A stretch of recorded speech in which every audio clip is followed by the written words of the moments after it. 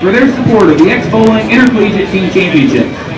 Kegel, the official lane maintenance provider of the X-Bowling Intercollegiate Team Championships and Intercollegiate Singles Championships. The Youth Education Services Fund. The S Fund is an initiative dedicated to the development of youth bowling. Our future is now, and the partnerships already created have united the bowling industry in a single cause, the betterment of youth bowling. X-Bowling, the mobile app that lets you track and analyze your game, compete head-to-head with other X-Bowlers around the world, win prizes, and much more. Be sure to download the X-Bowling app on all Apple and Android devices. With X-Bowling, bowl better, have fun, and win prizes. Ladies and gentlemen, let's give the best collegiate athletes in the country a big send-off as they begin their double elimination match play round. Team, your lanes are on for your competition. Good luck and good bowling.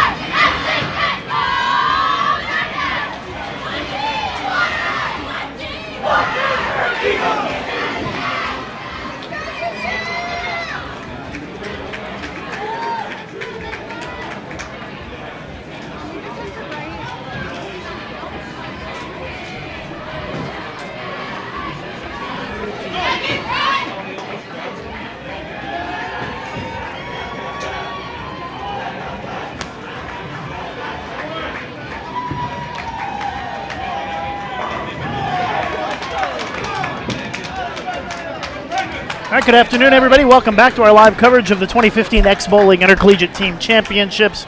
Ready to get started with our match play.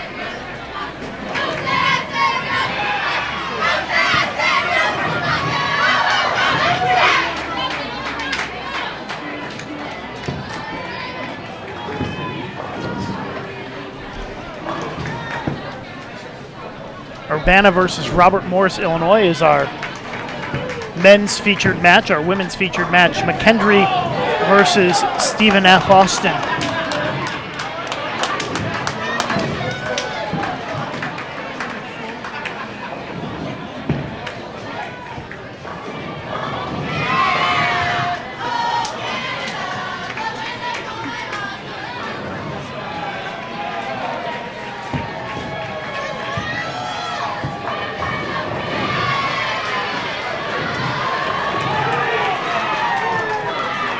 Format's pretty simple. It is best of 7.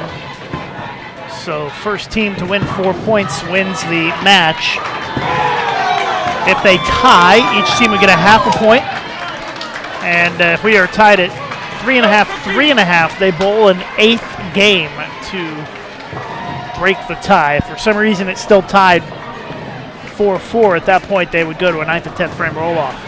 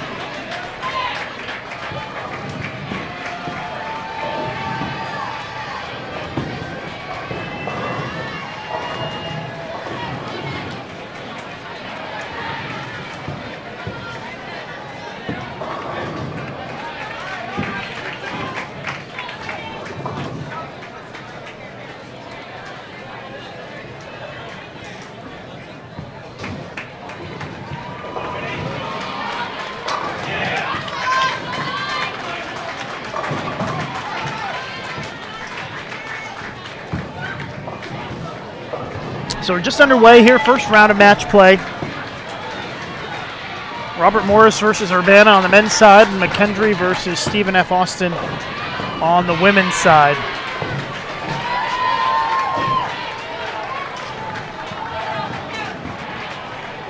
This is game number 1. 7-10 split for McKendree in the third. They are down by a mark against Stephen F. Austin. You may have seen the Stephen F. Austin team just this past weekend on ESPNU and ESPN for the NCAA Women's Bowling Championship. They lost in the title match to Nebraska, but a great performance by Stephen F. Austin to get to that point last weekend.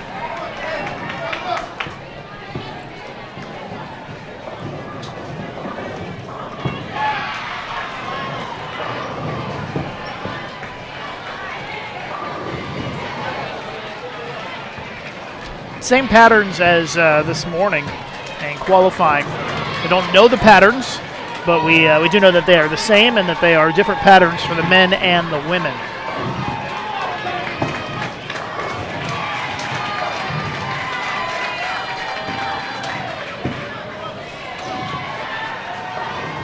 We have 2 rounds of match play tonight, and they will all be winners bracket matches, or this is kind of the opening round. The next round is all winners. The teams that lose in this first round tonight or this afternoon are done for the night, and they'll be back first thing in the morning.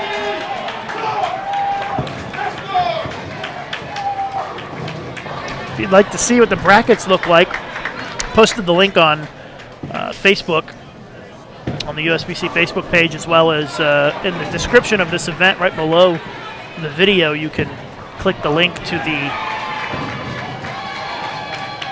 brackets, and also there is live scoring if there's a match going on that you'd like to follow that we are not showing you here. You might want to check that out.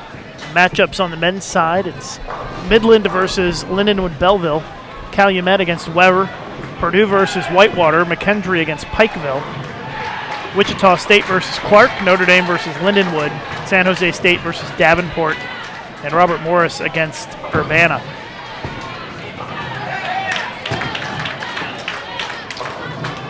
Women's bracket, Wichita State against Emmanuel, Whitewater versus Robert Morris, Grandview against Delaware State, Pikeville versus Bowling Green, Weber versus Lindenwood, St. Francis versus Midland, North Carolina A&T against Wright State, and McKendree versus Stephen F. Austin.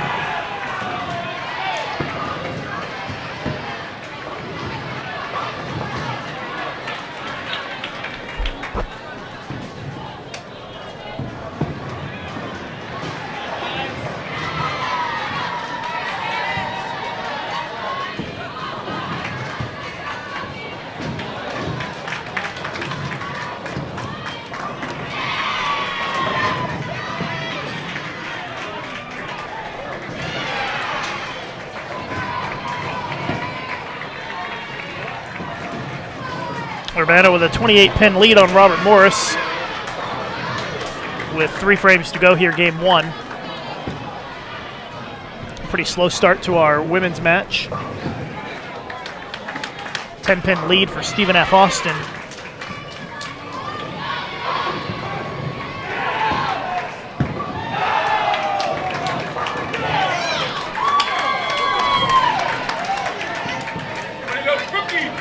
Urbana looking pretty good so far early in this match, but a long way to go. Best of 7.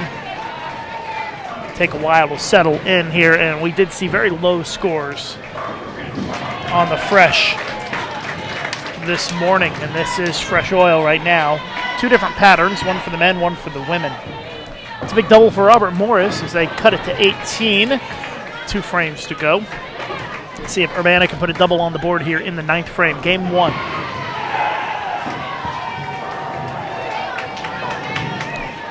A washout. That's going to make things interesting here, especially if Robert Morris can toss another strike here in the 9th.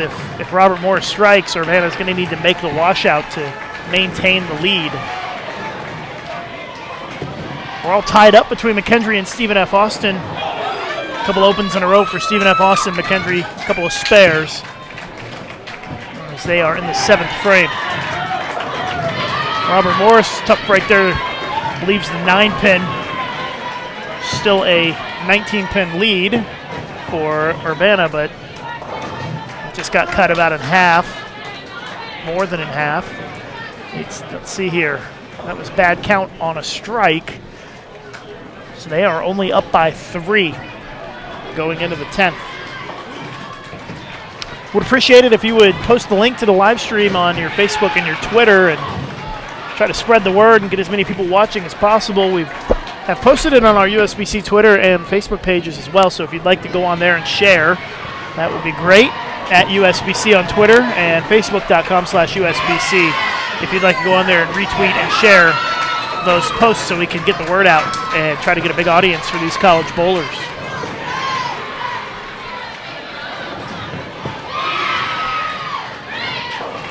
Open frame for McKendree in the 8th. And they trail now by 1 pin. A couple of frames to go. Very low scoring first game in our women's match. Robert Morris has a chance to take this game. They're going to need a double in the 10th or some help from Urbana. They get the first one.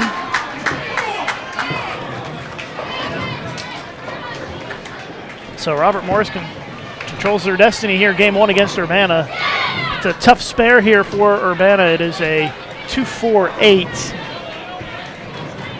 Let's see if they can cover it up here in the 10th.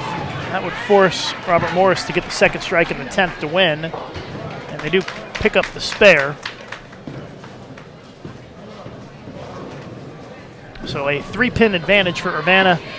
But Robert Morris can steal the game with a strike, second shot in the 10th.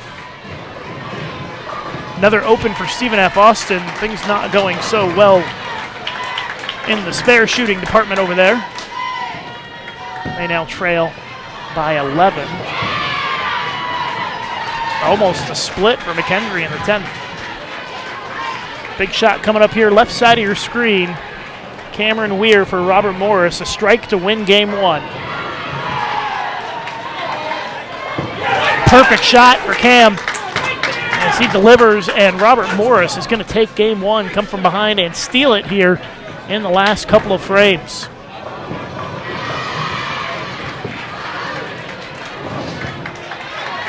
Split in the 10th for Stephen F. Austin, so it looks like McKendree's going to win game number 1 in that one in a low-scoring affair.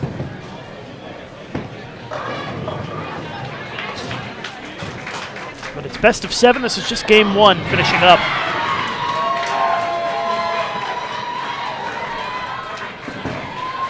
Technically, Cameron needs 2 pins here to win game 1 for Robert Morris.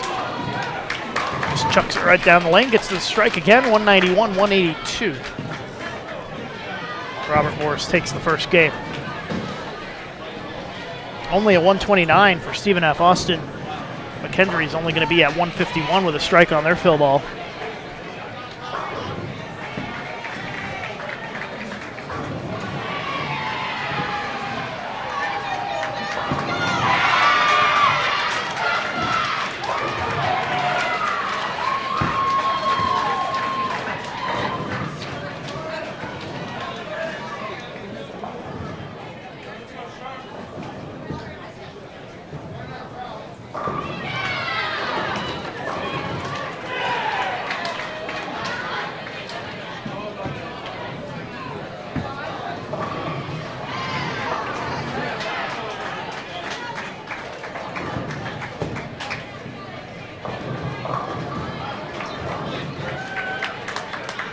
.150 for McKendree. They go 1-0 as we head into game 2 in both of our matches.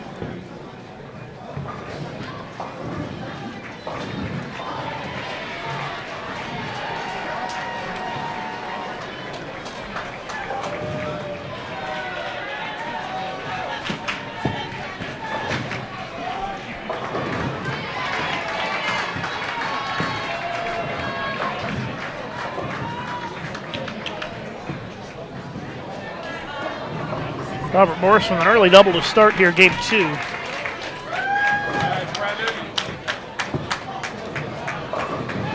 Trying to take advantage of that momentum they picked up at the end of that first game.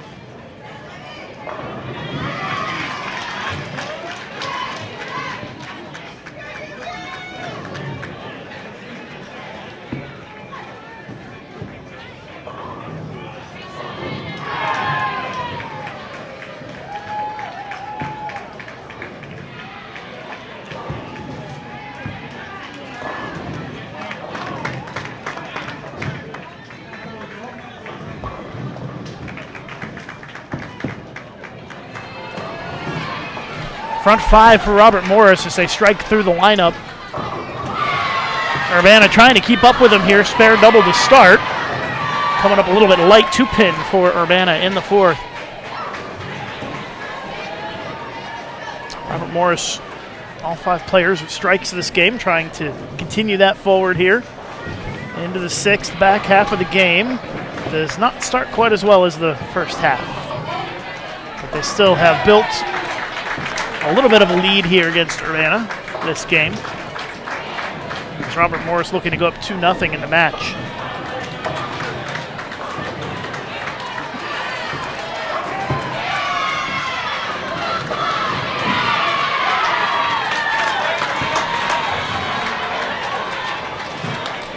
We are going to get updates throughout the night here on our in-house feed, which we're able to share with you in that blue box on the right side of your screen. So you'll be able to see the updates as we see them here in the venue.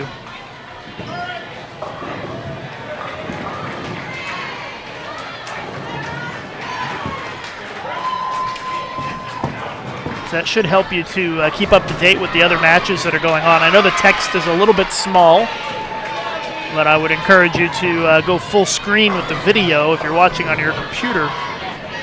And that should help you to be able to see it a little bit better.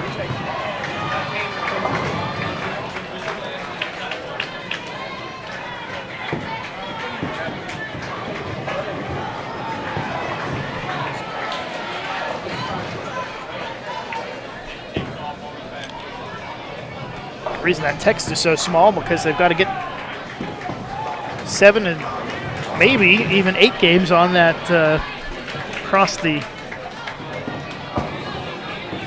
width of that monitor, so they've got to keep the text pretty small to accomplish that.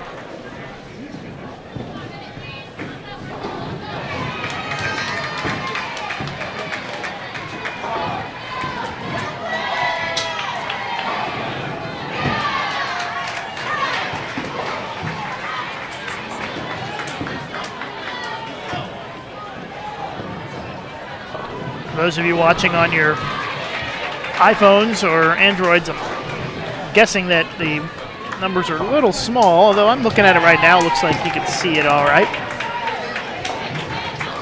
But anyways, that'll be a good way for you to keep up with the matches that we can't see here on Bowl TV. Robert Morris looking very strong here in Game 2 against Urbana. So important to stay in the winner's bracket in this competition. It's a difficult road to the TV show if you drop into the loser's bracket, but not impossible, obviously. But there is a lot of work to be done. The more rounds you stay in the winner's bracket, the easier your path to the TV show is. For example, the teams that go 2-0 tonight, they win their first 2 matches tonight, they don't bowl again until 1:30 tomorrow afternoon. So that is a nice little break.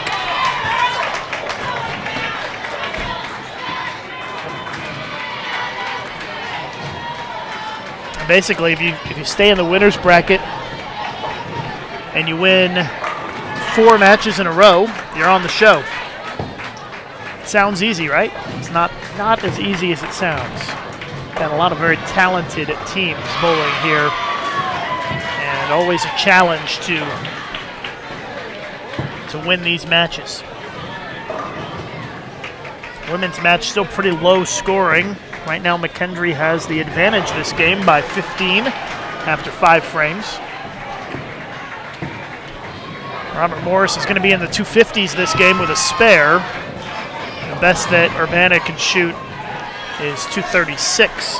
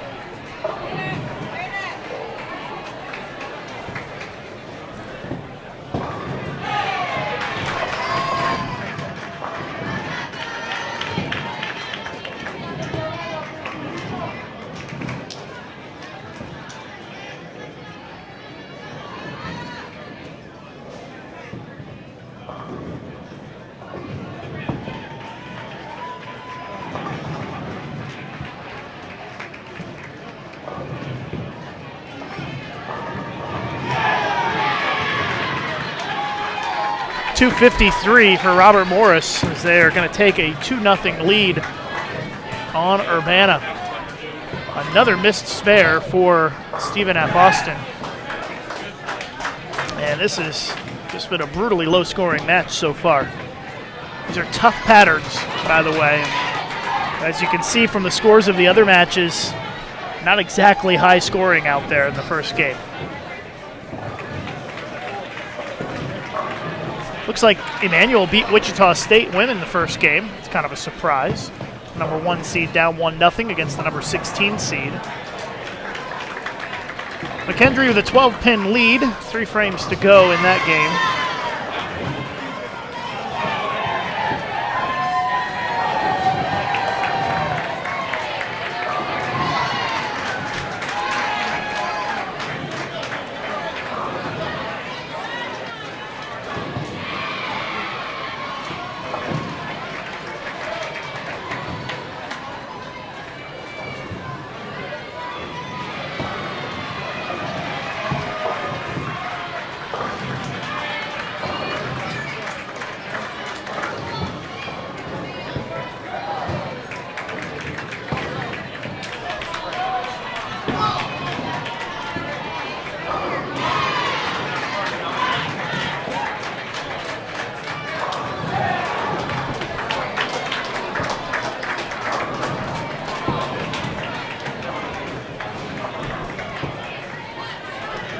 Couple of open frames in the 8th frame by both teams, so still an 11-pin lead for McKendree.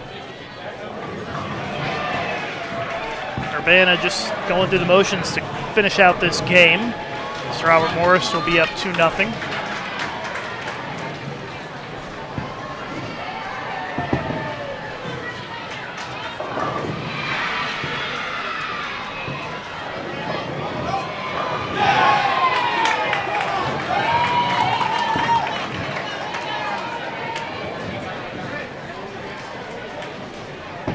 See if Stephen F. Austin can convert the spare. They do not.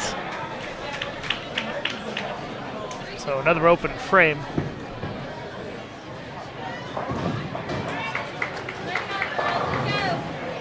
McKendry can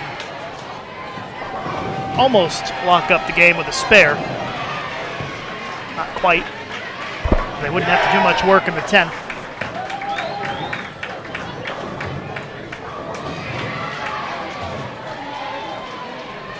Got to remember, these patterns are tough.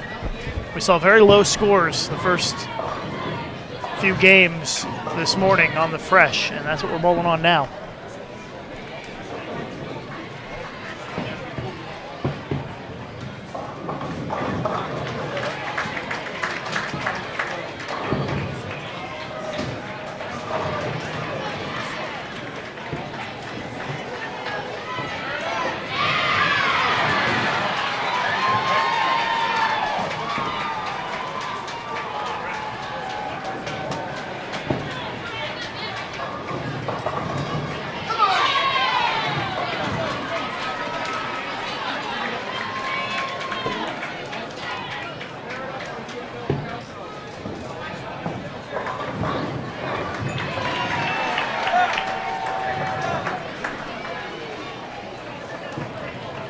Robert Morris up 2-0.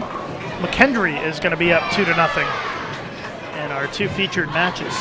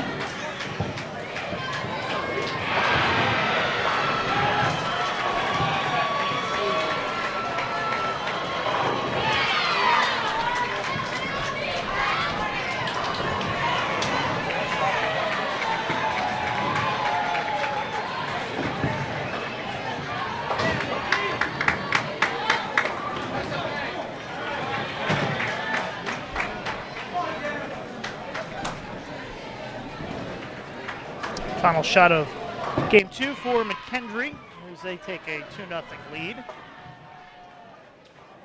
Neither team has shot higher than 159 in 2 games in that match.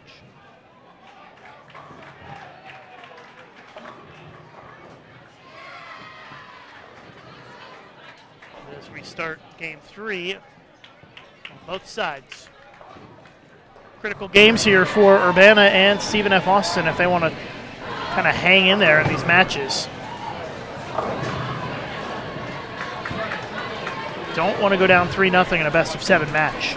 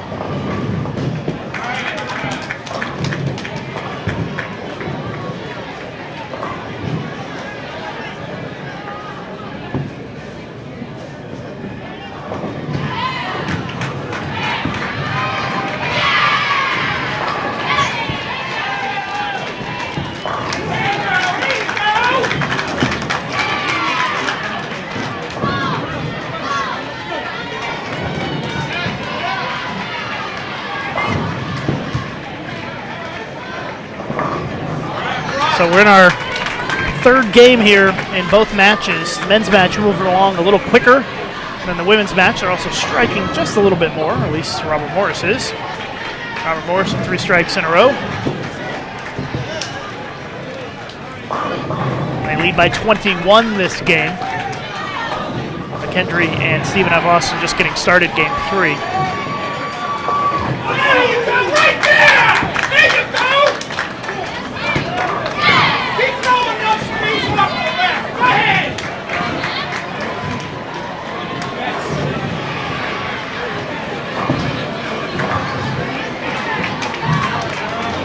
I know that the scores in the blue box are pretty hard to read if you're watching us at 360p quality.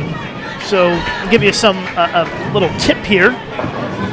As you're watching here on YouTube, right under the Bowl TV logo on the picture, on the screen itself, under the L in Bowl TV, there is a gear symbol. So if you just push that gear symbol, you can change the quality level.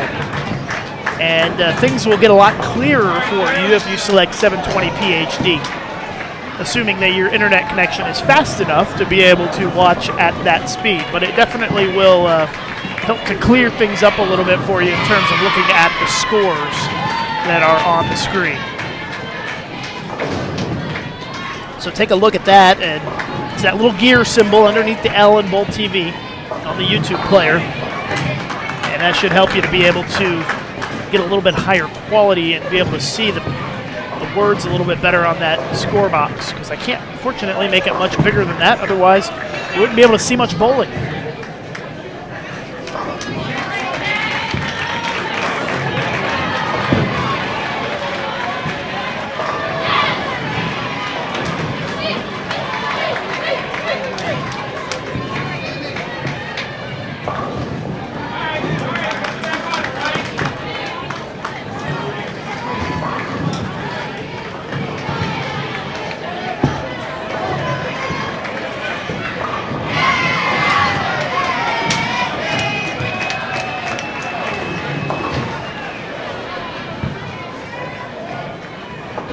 Morris once again in good shape here, up by 40 pins against Urbana this game.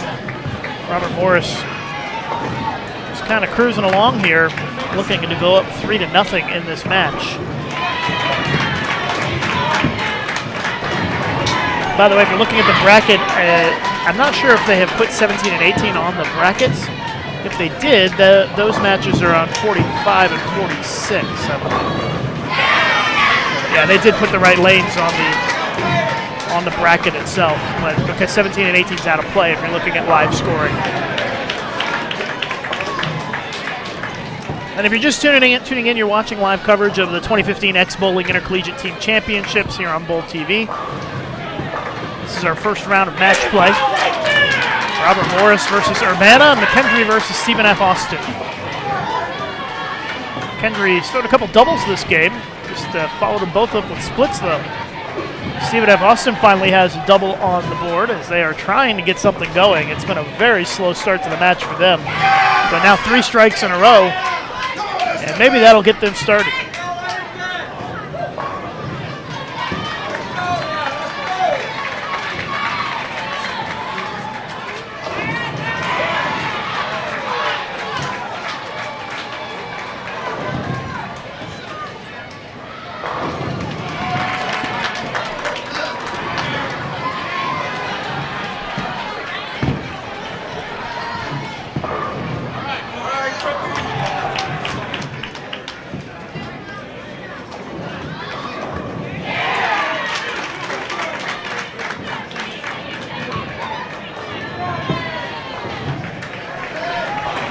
See the scores and the matches coming across on the blue box on your screen.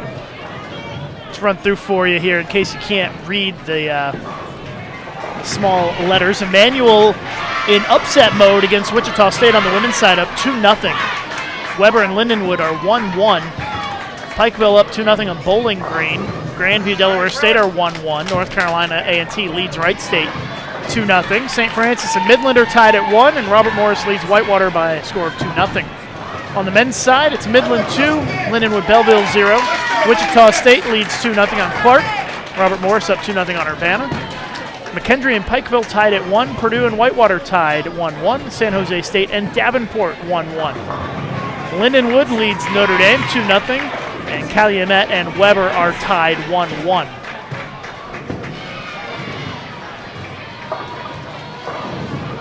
Robert Morris men are going to take a 3-0 lead on Urbana in our men's featured match.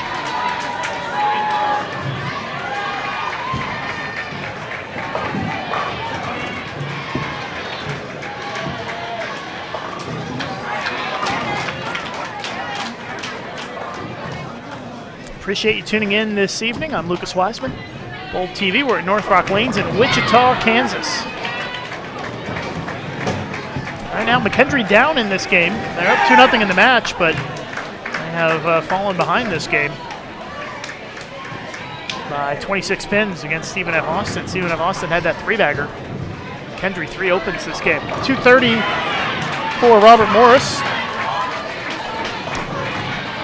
as they defeat Urbana once again with a 152 for Urbana.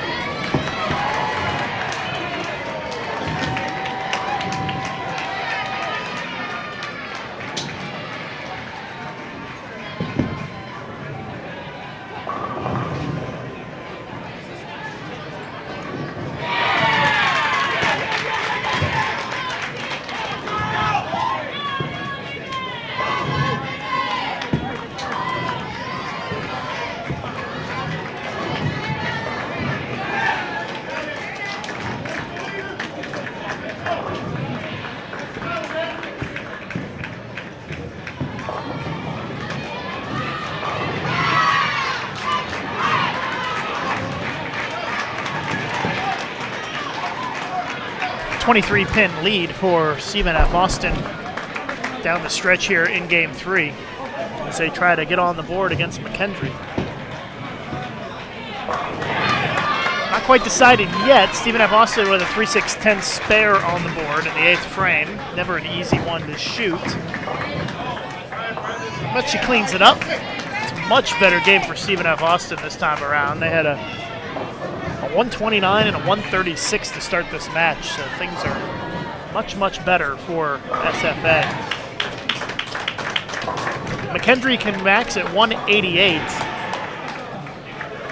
And Stephen F. Austin, if they go 9 spare strike, they'd be right at 200. So it looks pretty likely that Stephen F. Austin is going to win this game. In fact, just about locked up. Let's see what Page does here in the 9th. She gets 8 and not the easiest spare in the world, but McKendree looking at 177 as a max. I mean, Stephen F. Austin is going to need a mark at some point to beat that.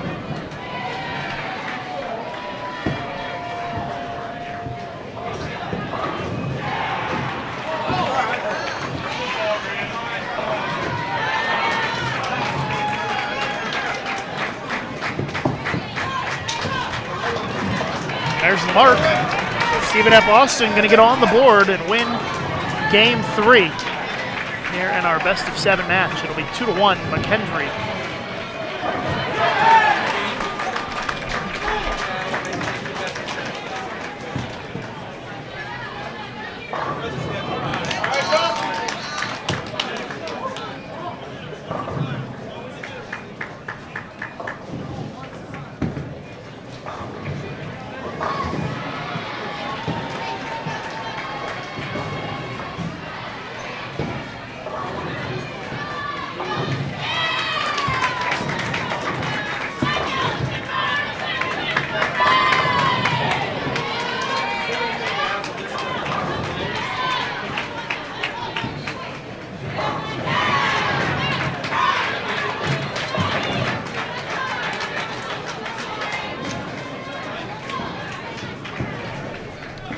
.73 for McKendree.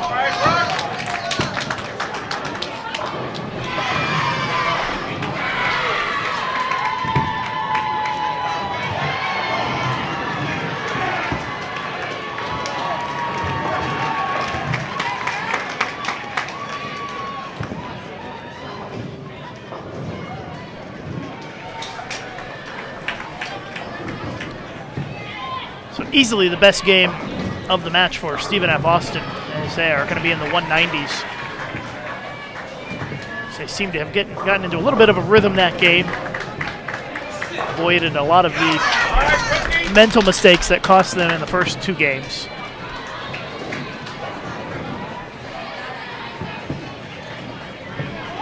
Urbana trying to get things going in the match against Robert Morris. They've got 3 strikes in a row. They have taken a 9-pin lead.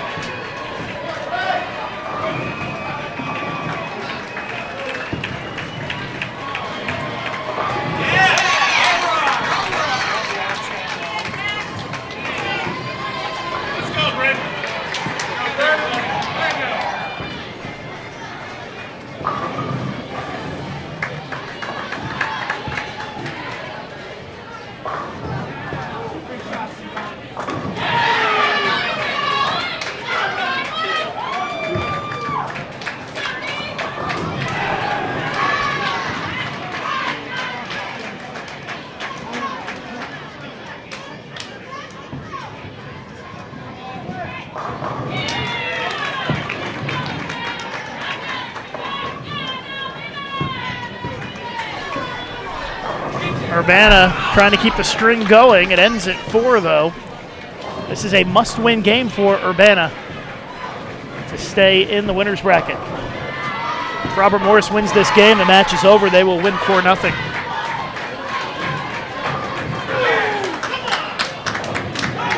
It's a big double for RMU.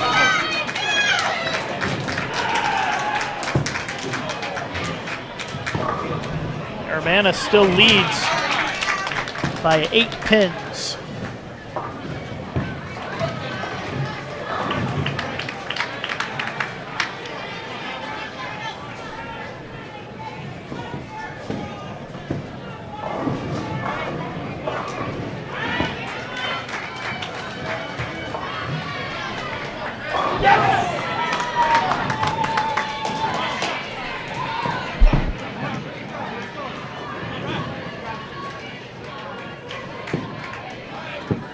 Off to our left, San Jose State needs a strike, second shot in the 10th to win against Davenport, and Darren Tang just left a 3-6-10.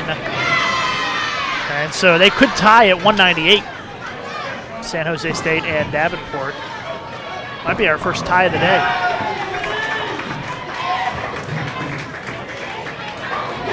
Another strike for Robert Morris. They're trying to put this thing away here as they take the lead against Urbana. They lead by 2.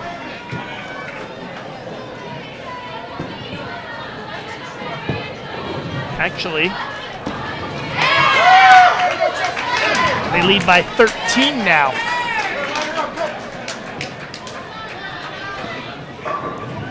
And San Jose State and Davenport did end up both shooting 198 for the tie. So that's our first tie of the day. So they are going to be tied, I think, 1.5. Excuse me, 1.5. Robert Morris, 7 count. Makes the count interesting in the match. With the spare, they'll still lead by 10. Must-win game for Urbana. They need to put up a big 9th and 10th frame here. They can still shoot 235, which is what Robert Morris can shoot as well, and that is not going to help their cause. Lose some count on that shot, and they look like they're in a lot of trouble.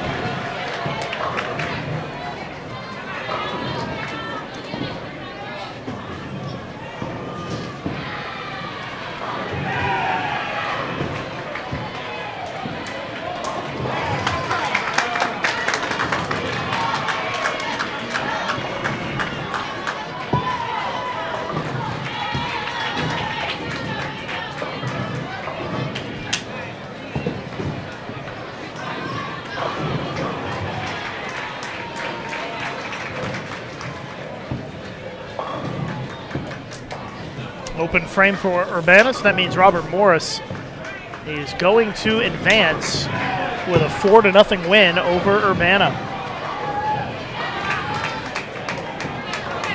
Just need a few pins in count here. They can officially celebrate the win. be enough. So Robert Morris comes in here, takes down Urbana 4-0 in our opening round of matches.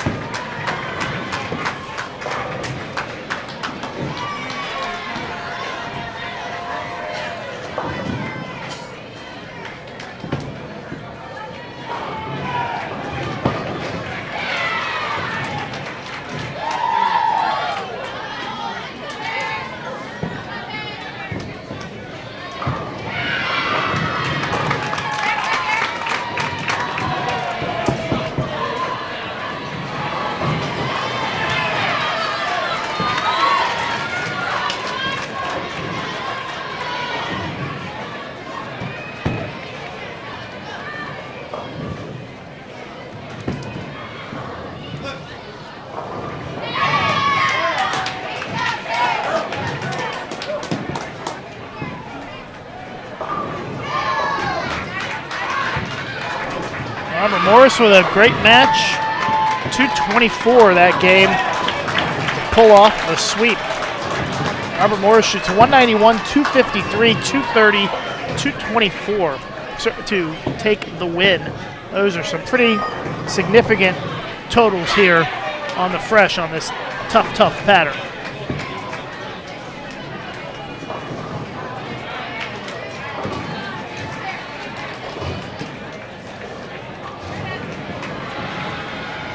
So we'll keep our focus on McKendree and Stephen F. Austin here. Our women's match is 2-1, McKendree leading the way, but Stephen F. Austin is leading this game by 23.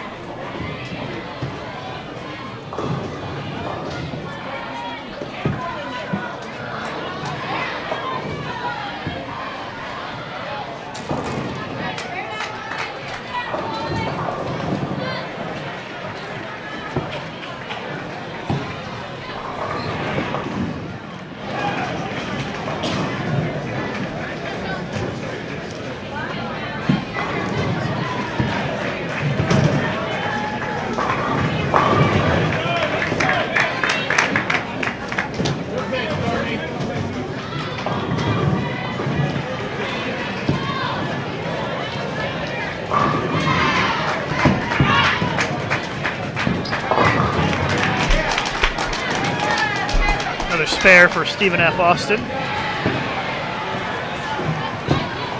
Got a pretty big lead here in this fourth game.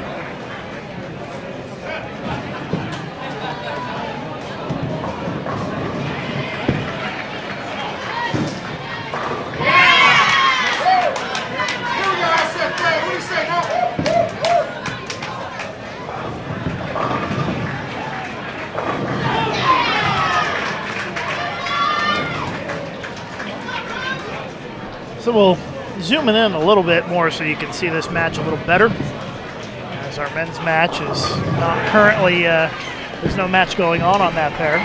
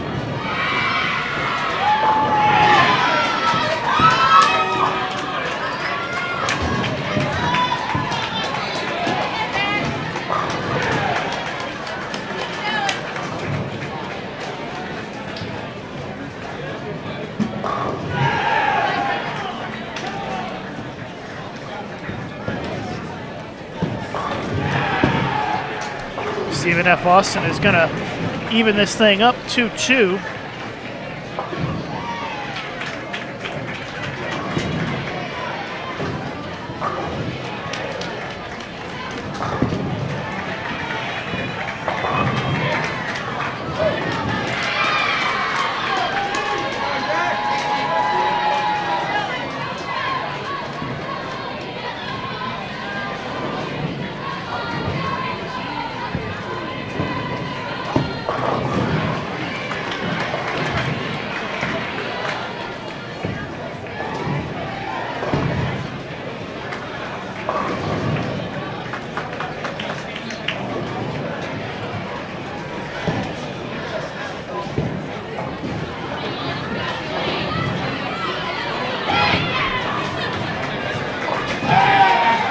So 191 for Stephen F. Austin this game. A couple of 190 games in a row for them. And McKendree going to be maximum in the 140s.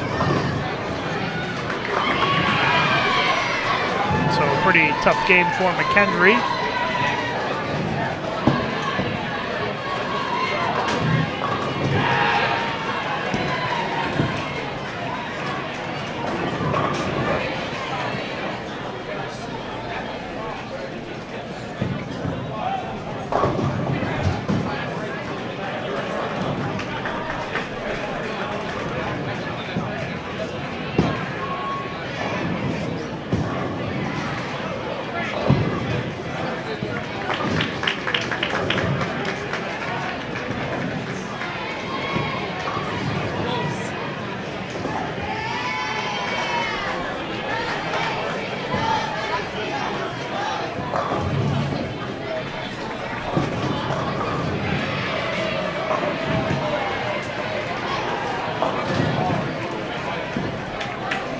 Final shot here for McKendree.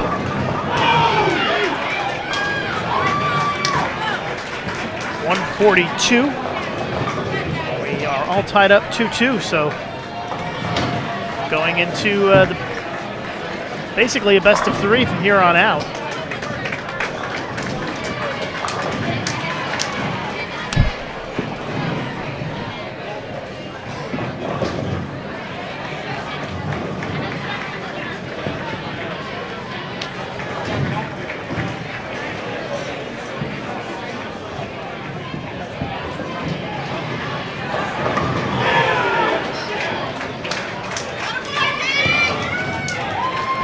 So we'll switch sides and get started here with our next game.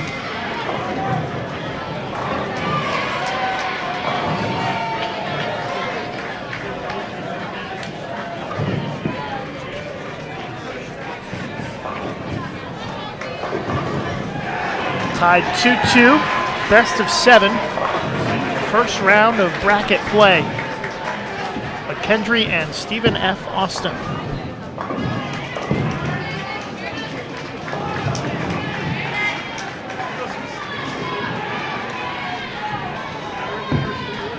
A little bit of a rough start there for Stephen F. Austin. As they get half the pins down, bucket plus the 7 pin. McKendree with the spare to start things off here in game number 5. lot of matches going on across the house. That's why we've got the little scrolling scores for you in the top right corner now. This is our one match setup for the live streaming since they finished quickly on 23 and 24. It was a 4-0 sweep by the Robert Morris men over Urbana.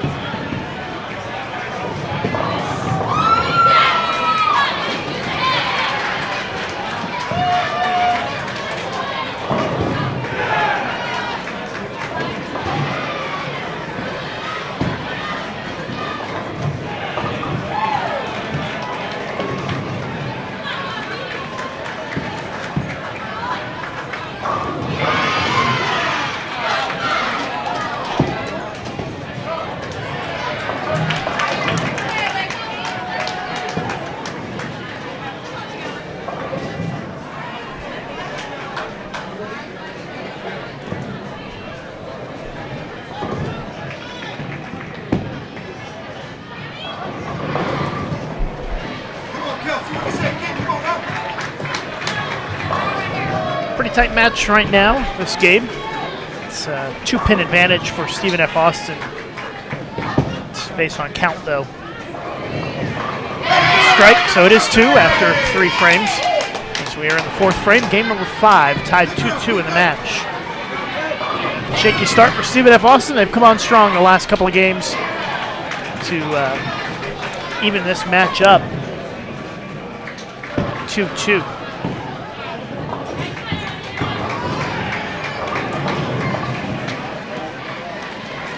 Anytime you see the statistics currently unavailable on the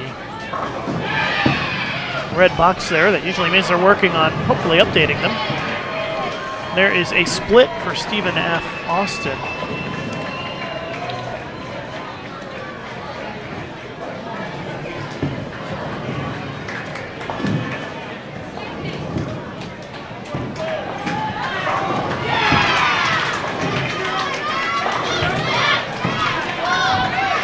So those scores look like they are updated now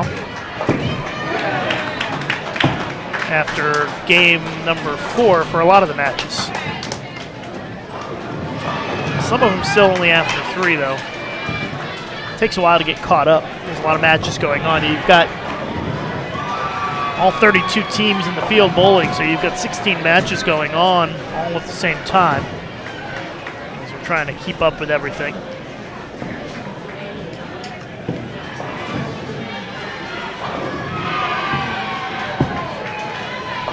We are only focused on the women here because our men's match ended quickly. So we've got McKendree versus Stephen F. Austin, a couple of NCAA teams taking on each other here in this first round.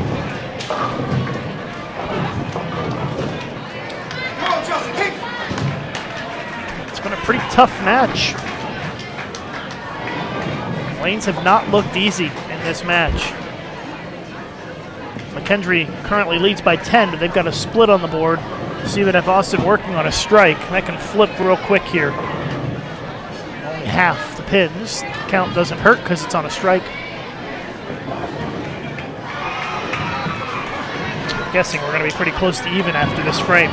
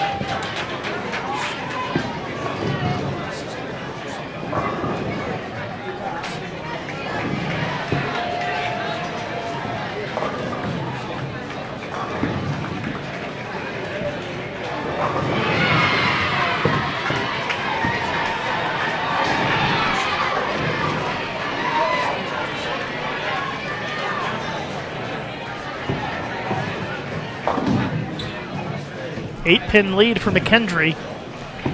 Stephen F. Austin shoots the spare in the 7th and makes it. So this match tied 2-2, and this game very close as well. Our men's featured match ended 4-0 in favor of Robert Morris against Urbana. That means Urbana's done for the day. The losers in this first round come back tomorrow morning for the first round in the morning. The winners in this round will bowl one more round tonight. So two rounds of winners bracket action tonight.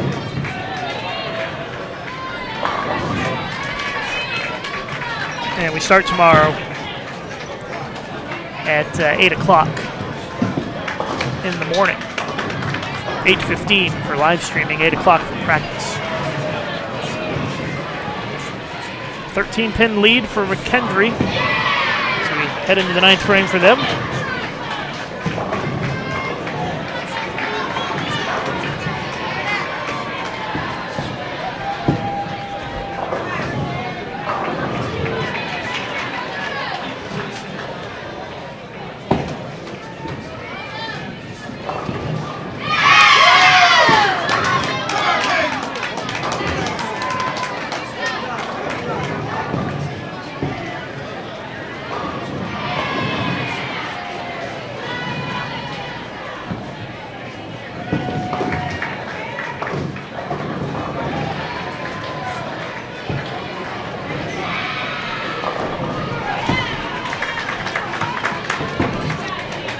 McKendree 3 spares in a row. That has helped them to keep their lead. They are up by 12 with a frame and a half to go. Stephen F. Austin steps up here in the 9th.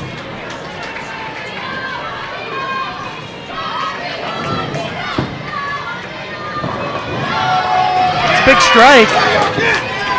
So we head into the 10th frame with McKendree up by 12, but Stephen F. Austin working on a strike. So this one's going to come down to the final frame here.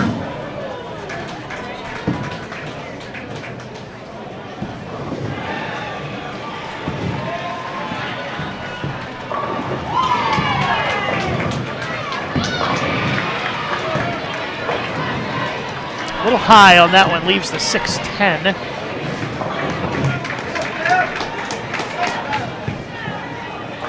Big shot here for Stephen F. Austin, a strike here. And they've got a chance to win this game.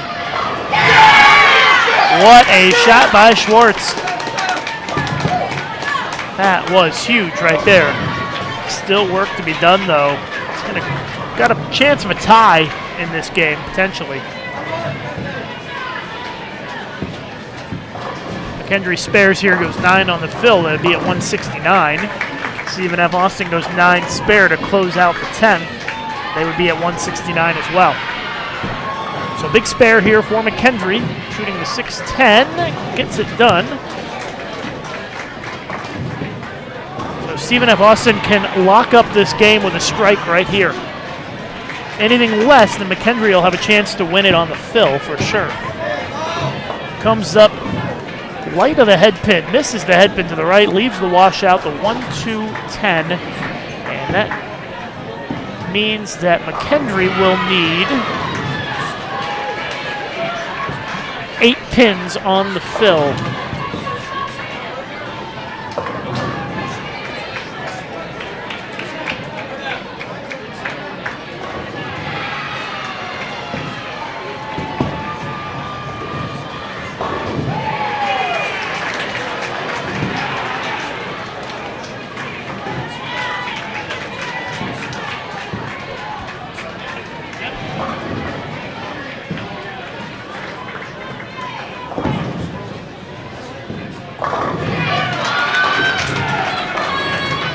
Nine on the fill is enough. 169-166. McKendree wins game 5.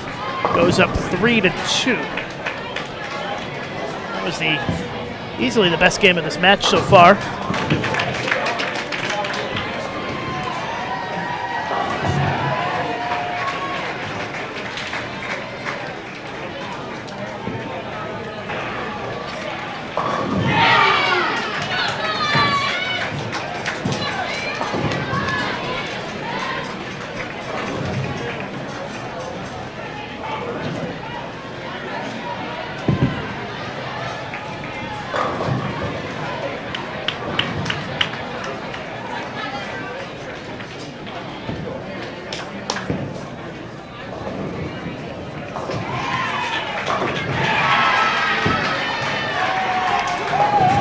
So our sixth game underway now. McKendree wins this game, they will win the match.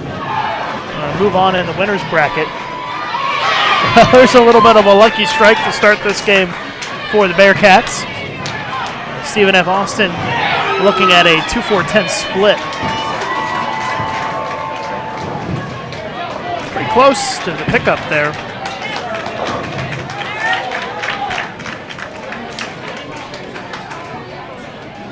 So open frame for Stephen F. Austin, first frame. So McKendree leads by 11. So moving right along here in this match.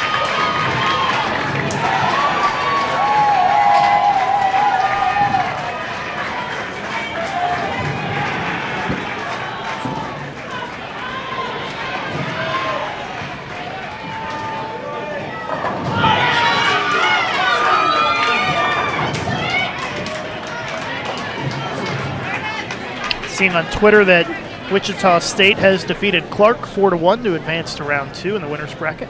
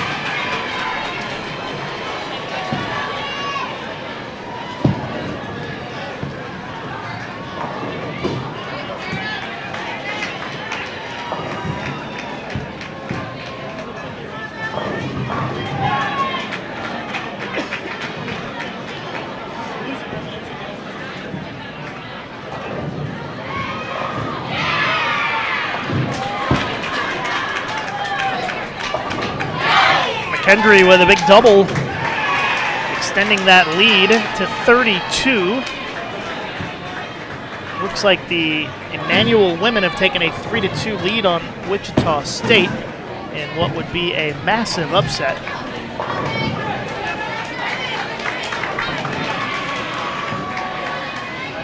Round 2 will begin, scheduled to begin at about 6:30 or so.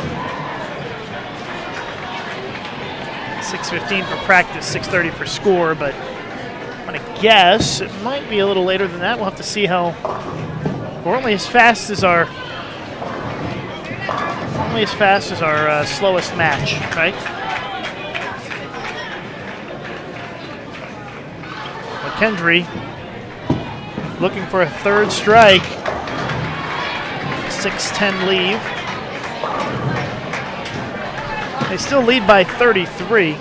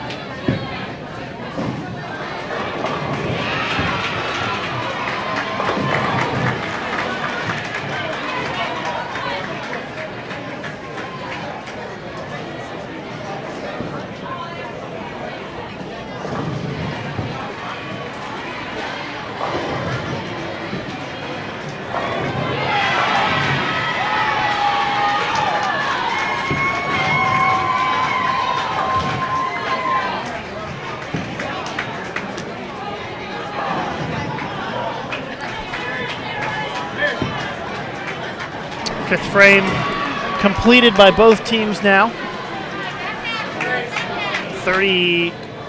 4-pin lead for McKendree. Half a game to go here, game 6. McKendree wins this game. They will win the match, move on in the winner's bracket.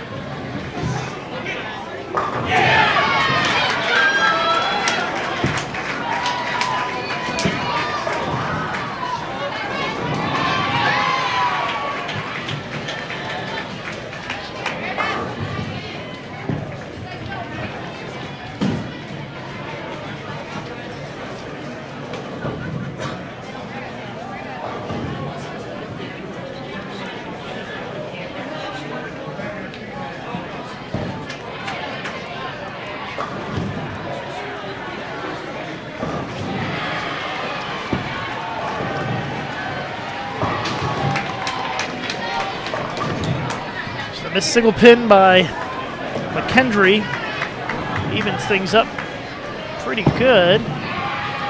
Well, shouldn't say evens things up. They were up 30-some. They're still ahead by 22, it looks like.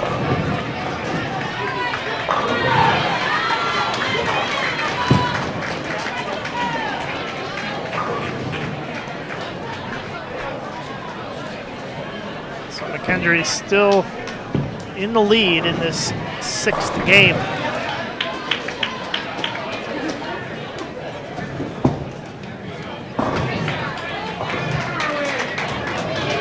McKendree wins this game. They win the match 4-2.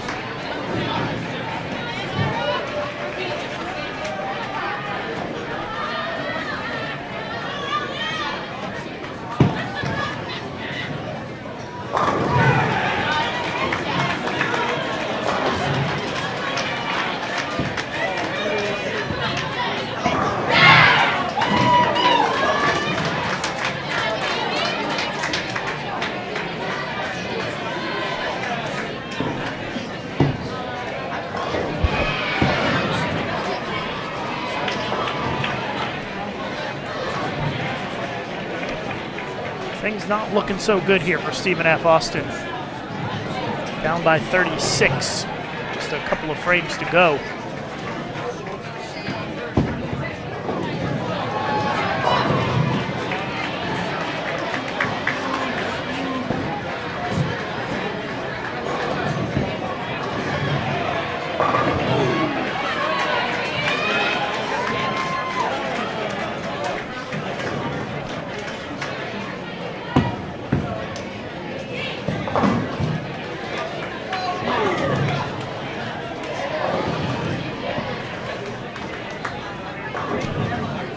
Best that Stephen F. Austin could shoot is 170.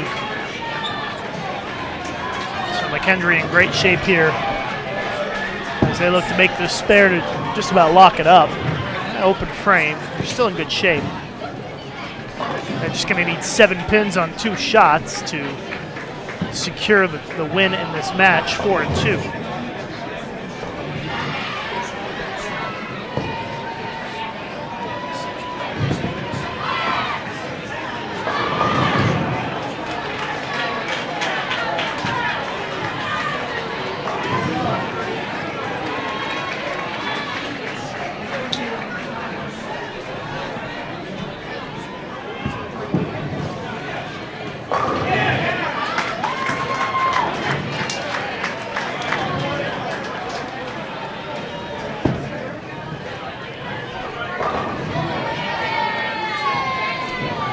So that's more than enough there as McKendree locks up the win, 4-2.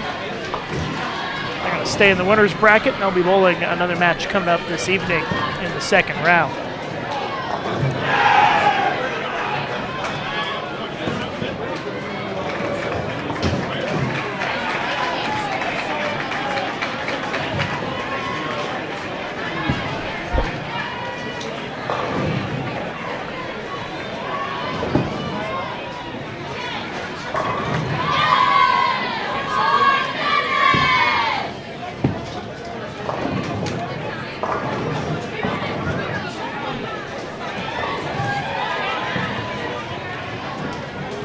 158. Stephen F. Austin. Kendry going to be in the 190s.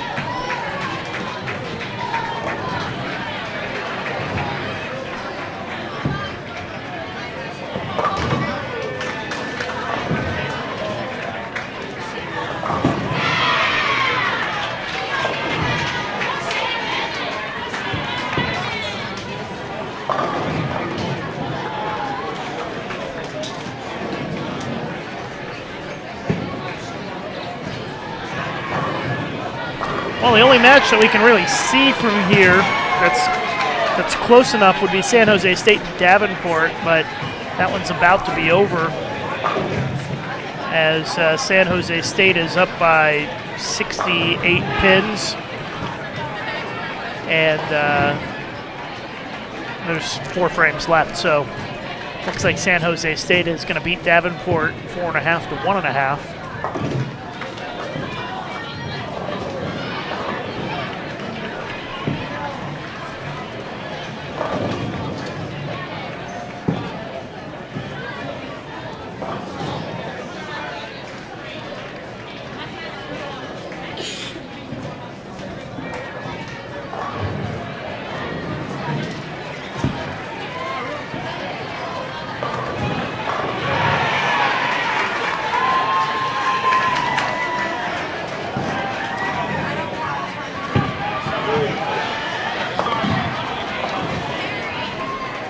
So we will put our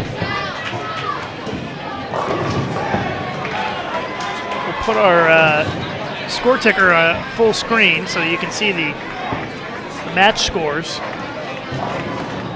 and we will wait for the start of the next match here at the 2015 X-Bowling Intercollegiate Team Championships at North Rock Lanes in Wichita, Kansas.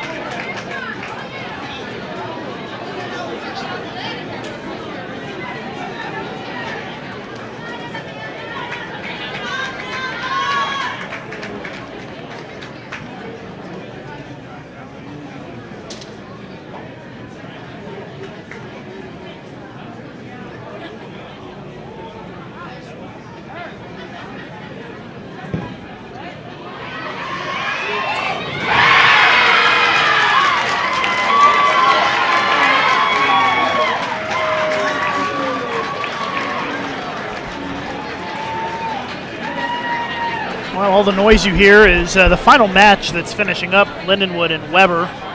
On the women's side, Lindenwood just doubled in the 10th to beat Weber in game number 7. That match took a very long time to bowl. But we should get started with our second round here in just a couple of minutes. Lindenwood got enough on the fill as they knocked the Weber women into the elimination bracket tomorrow morning. So all winners bracket matches coming up next here on Bowl TV. Our men's featured match, Midland versus Calumet. Our women's featured match, Robert Morris against Wichita State, coming up in just a couple of minutes here on Bowl TV.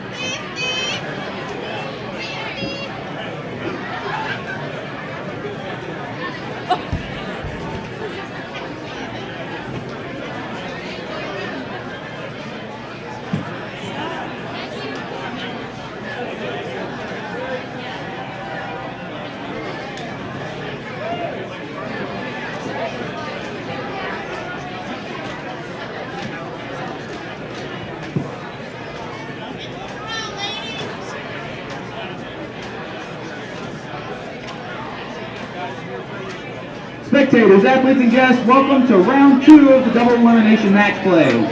All matches will be 4 out of 7 Baker match play with ties counting as a half point.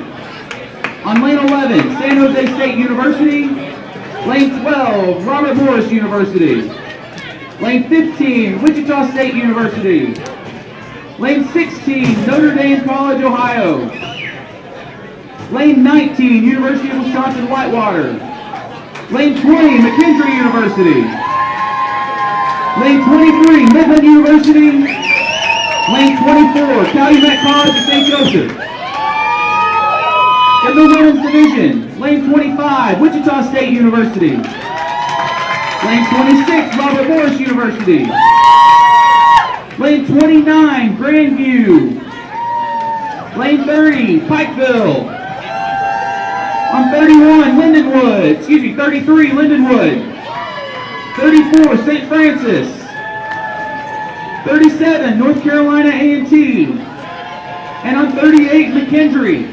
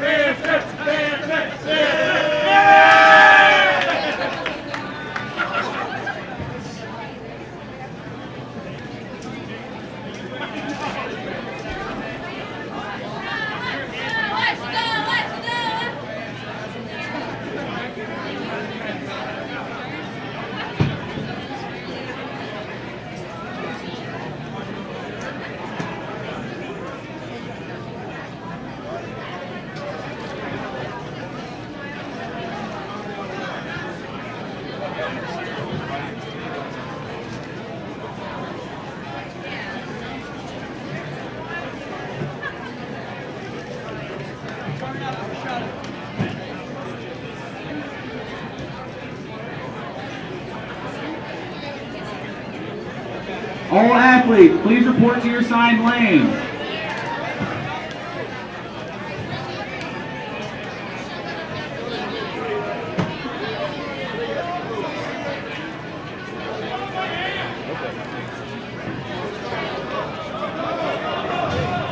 Hold up on practice, please.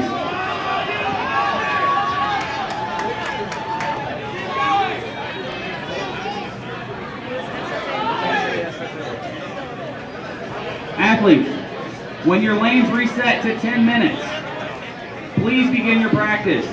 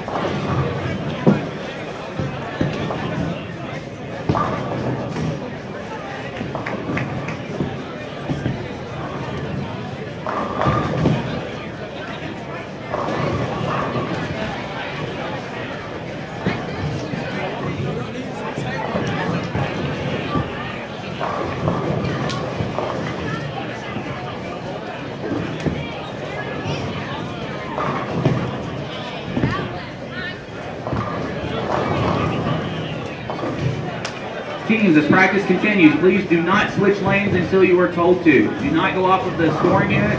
Once you are told to switch lanes, that's when you'll switch.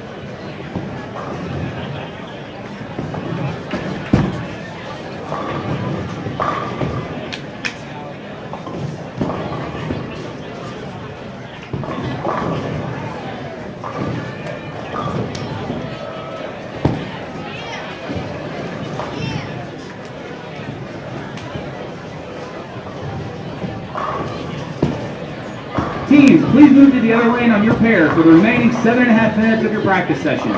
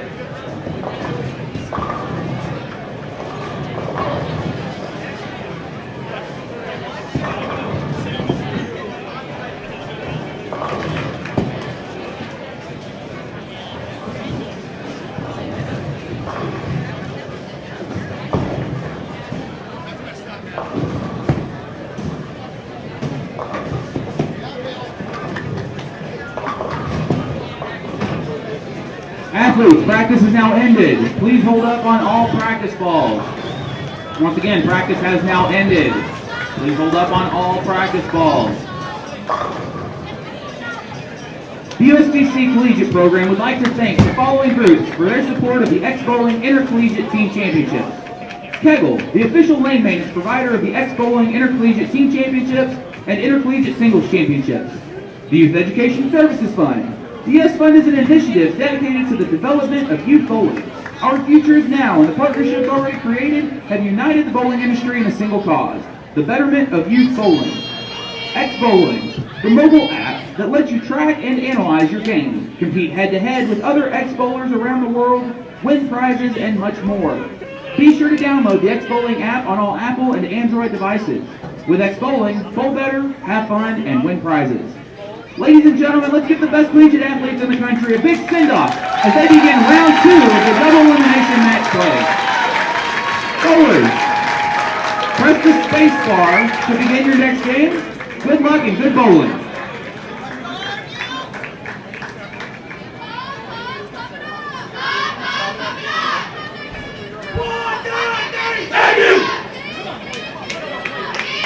Ready to get started with our next round of matches here on Bowl TV.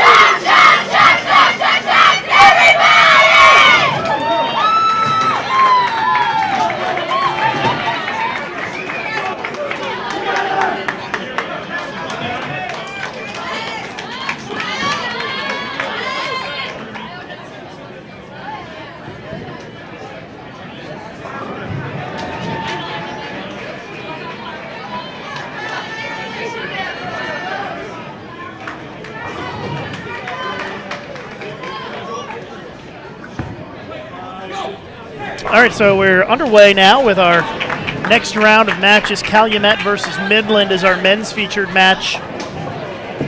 That is on 23 and 24, 25 and 26. Robert Morris versus Wichita State. Best of 7 match.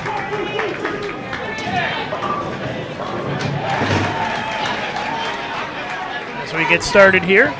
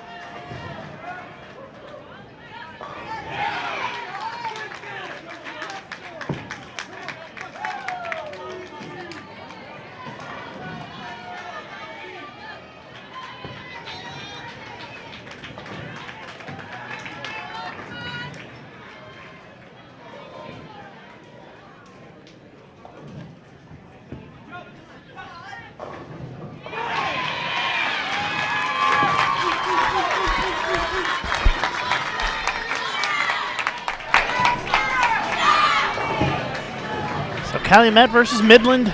We are 3 frames in, and it is an 11-pin lead for the Crimson Wave of Calumet. They are the lower seed in this match. Midland, the top seed, coming into match play. Robert Morris leading by 11 pins very early against Wichita State here in game 1.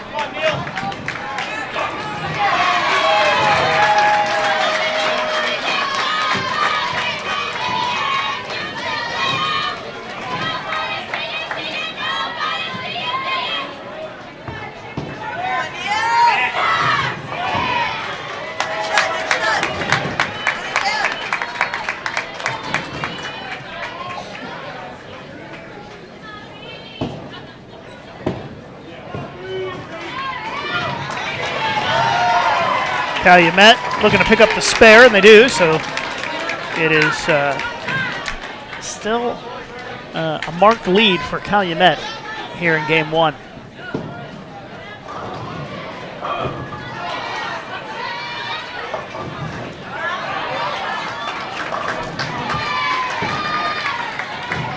All of the teams that lost in the first round are sitting out this round, and they will be back tomorrow morning at 8 a.m. for the first round of matches in the morning. That'll be round 3 overall. Got all of the teams that are in the winner's bracket are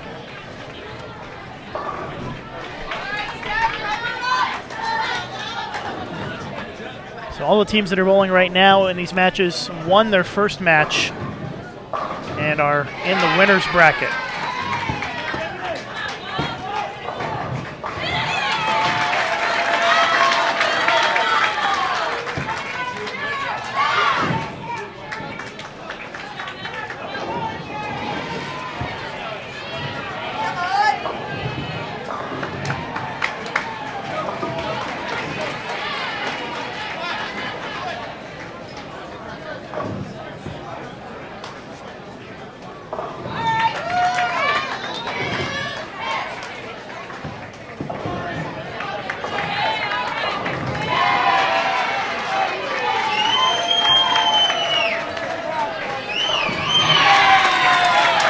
Strike for Wichita in the 5th.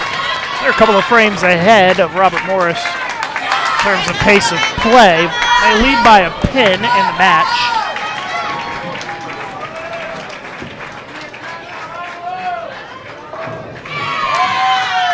Robert Morris with a strike. If they can put a double on the board, they can take the lead. Midland having a rough game. 3 opens in 5 frames for the Warriors. They have fallen behind by 30 pins here in game 1.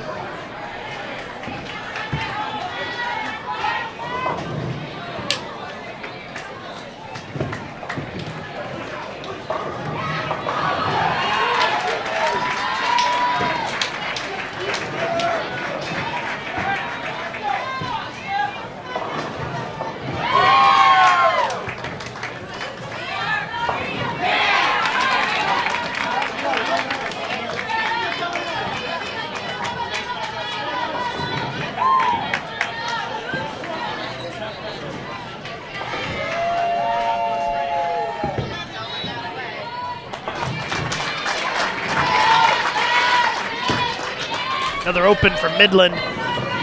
Starting to look like Calumet is going to take a 1-0 lead in that match.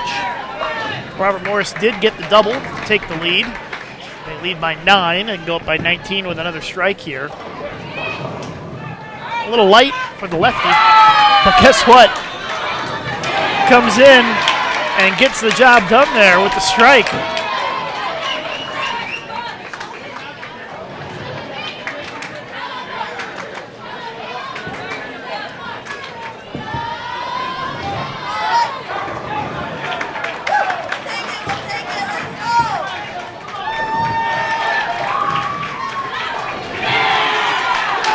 Robert Morris leading by 21 pins now, working on 3 strikes in a row. Looking for another one. That one's high. 3-6-10 is the lead. With the spare, they are still up by 18.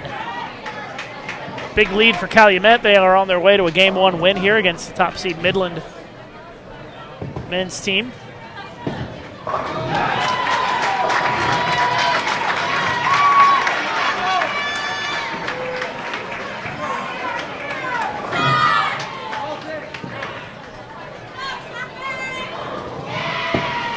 Calumet looking for another strike here.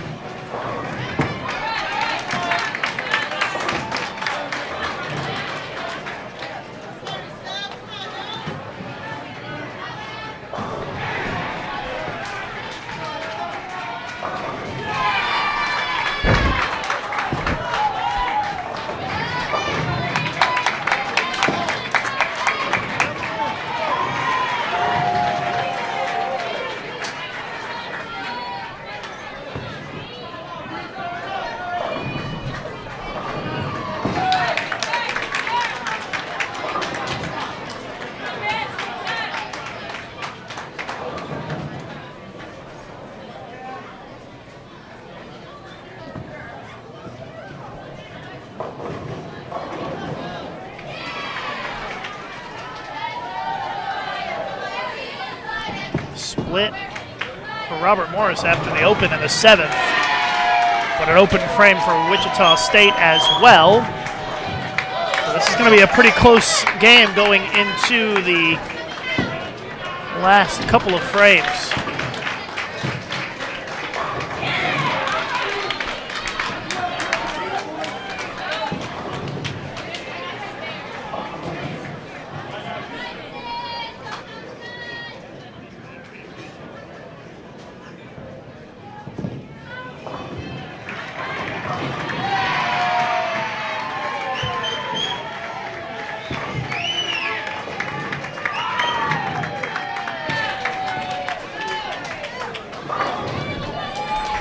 They're going to shoot the split here. It's Robert Morris. Still going to have the lead. They're going to lead by 9 going into the last 2 frames against Wichita State. Wichita State surviving a scare in the first round today as they beat Emmanuel 4-3. They were down 2-0 in that match.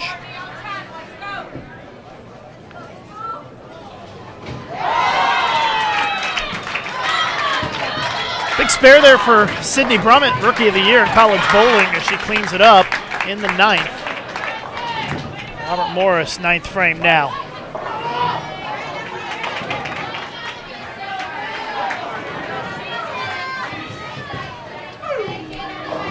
So we're going to go into the 10th frame. Looks like Robert Morris up by 9.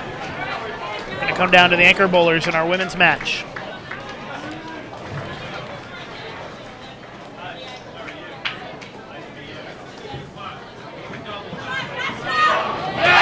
Big shot. She can put the pressure on Robert Morris's anchor bowler. One more, Dasha.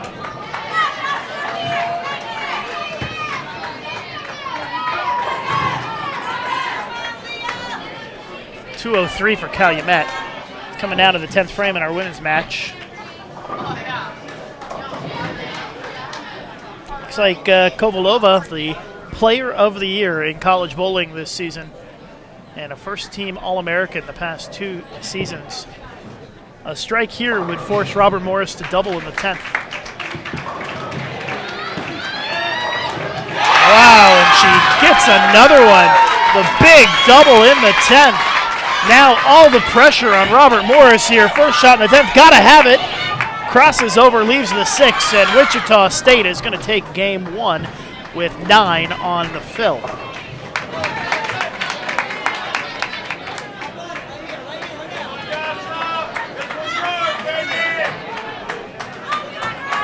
So not quite determined yet.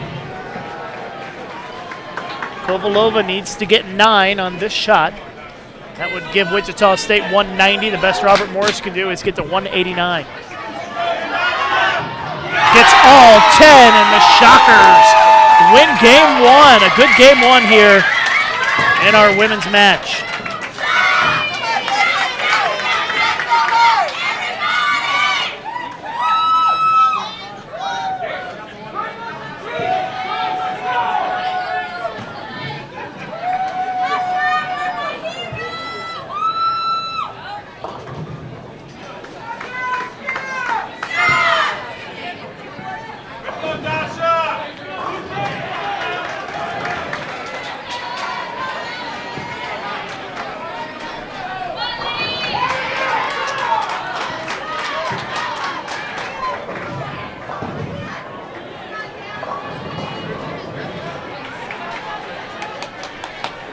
Thanks for tuning in this evening here on Bowl TV. We are live at North Rock Lanes in Wichita, Kansas. 2015 X-Bowling Intercollegiate Team Championships. X-Bowling providing live scoring of this event. You can also download the X-Bowling app from the Google Play and the App Store on iPhone. So make sure you download the X-Bowling app, a chance to check out some of the great features of their app and also to see the frame-by-frame scoring as well. Frame-by-frame scoring also available at xbowling.com. Calumet up 1-0 on Midland. Wichita State leading Robert Morris 1-0 as we go into game 2 here.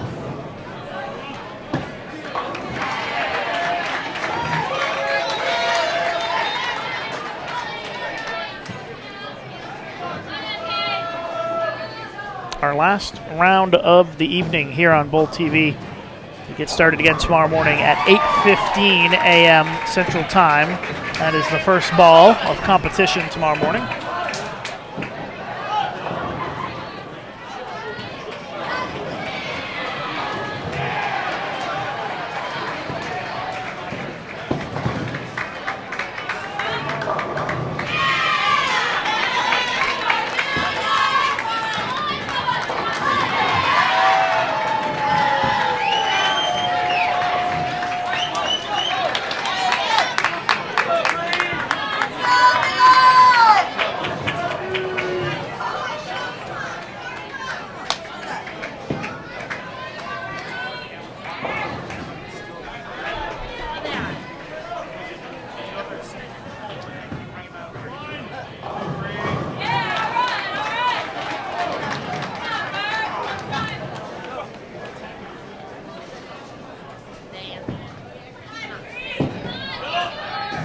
Open frame for the Shockers in the first as Robert Morris takes a 12-pin lead.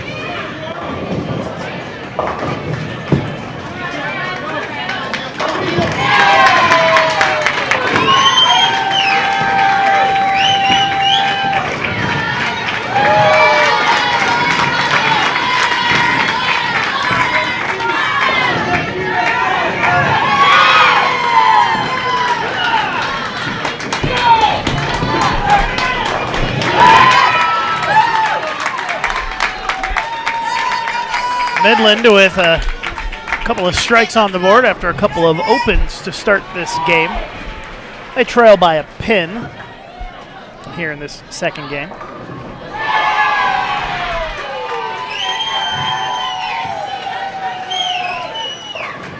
Robert Morris is already in the fourth frame. Wichita State's only bowled 2.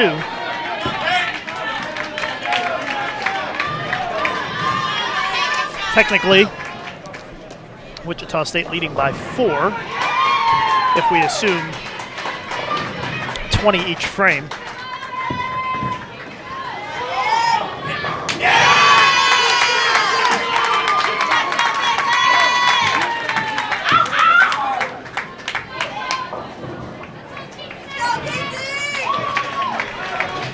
Midland's got 3 strikes in a row. Calumet had it open in the fourth, so Midland is in the lead now.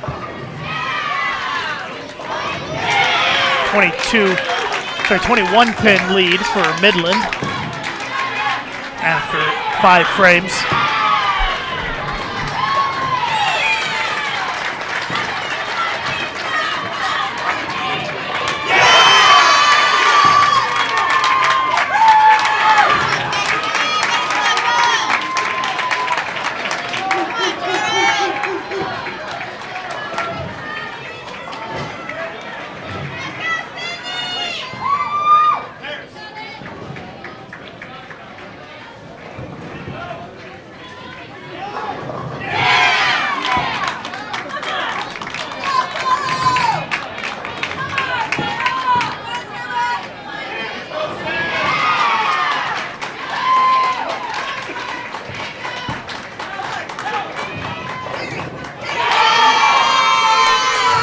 Runaway Brooklyn strike for Midland, and that is 5 in a row.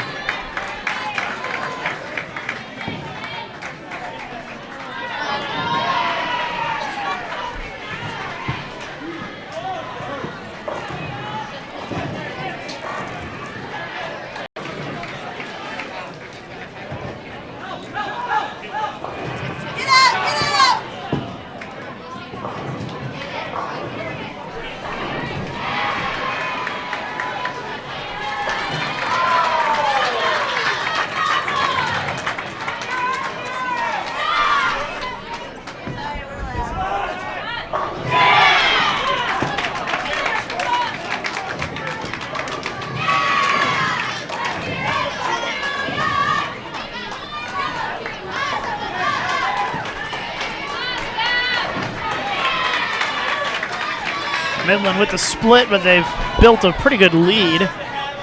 So even with an open, they'll have the advantage. Calumet not out of it this game, though. They can come on strong. They can still shoot 212. Maybe enough to win this game. Let's see what Midland does here. If they make the split, they're going to go bonkers.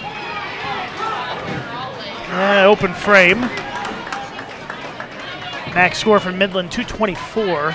Max score for Calumet, 212. Wichita State up by 15.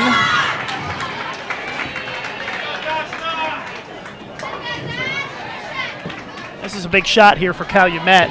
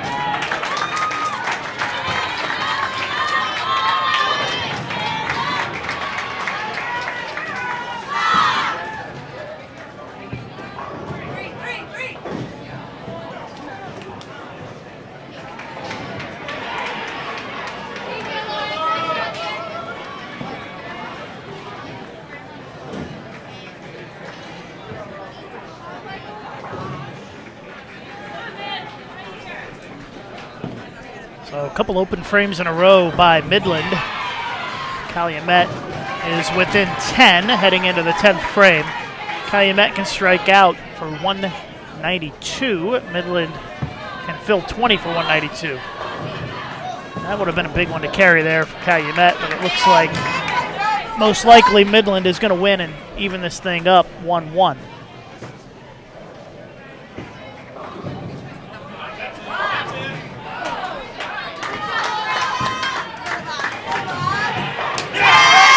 Wichita State leading by 14.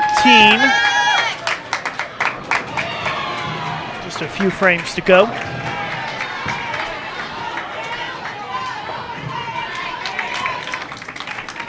Midland and Calumet going to be tied 1-1 at the end of this game.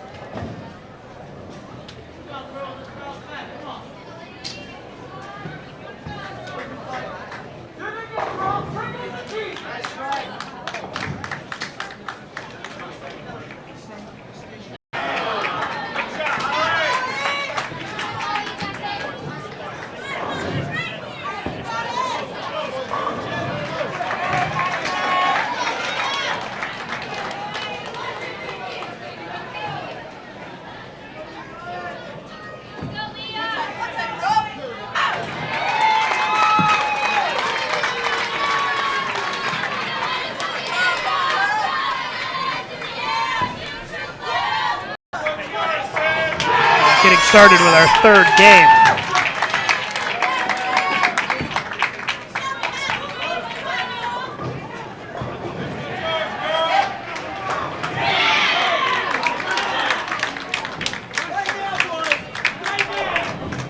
On the women's side,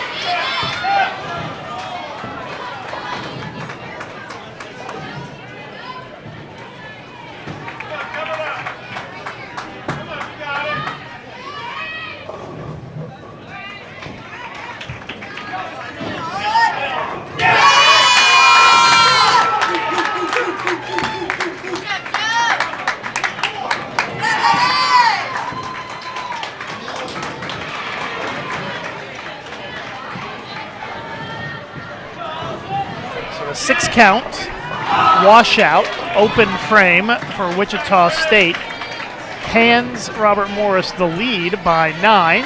Same situation pretty much as last game, though, as Kovalova is going to have a chance to step up and double, take the game. Midland with the front 3 this game.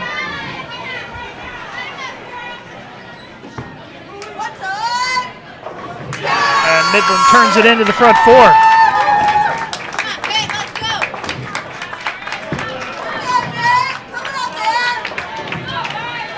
Calumet with an open, so it's a big lead early on.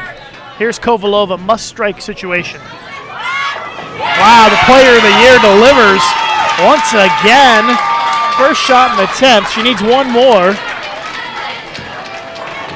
They can shoot 168 if Kovalova strikes out. Robert Morris max 167.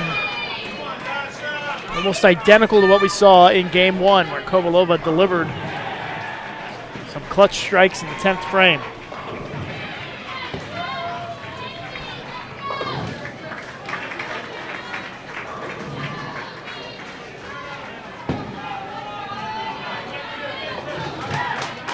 So here we go.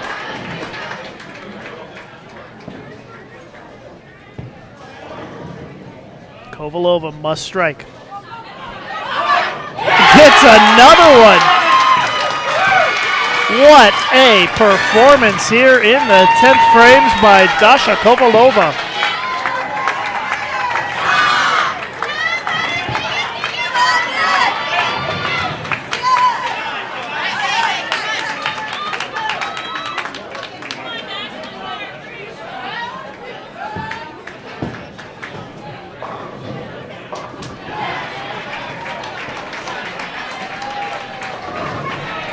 So far in this match, Kovalova has thrown 7 shots, and they are all strikes.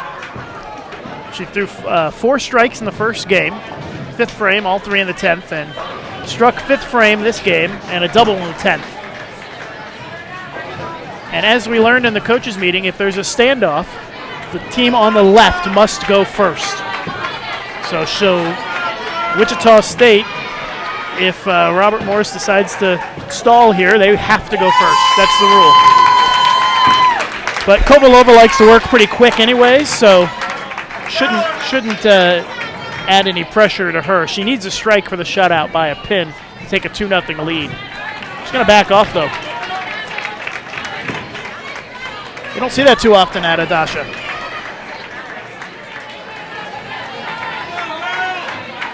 She's down there cracking jokes to her teammates.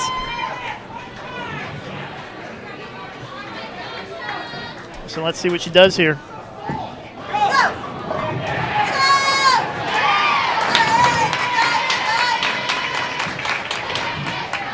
Strike to win the game by a pin. And her first non-strike of the match is a big one as she gets 7. They're going to have to adjust the score. And they shoot 165. She needs 9 for the win and gets the crossover for the strike. And it's a 167-165 win for Robert Morris. Another good game here in this match.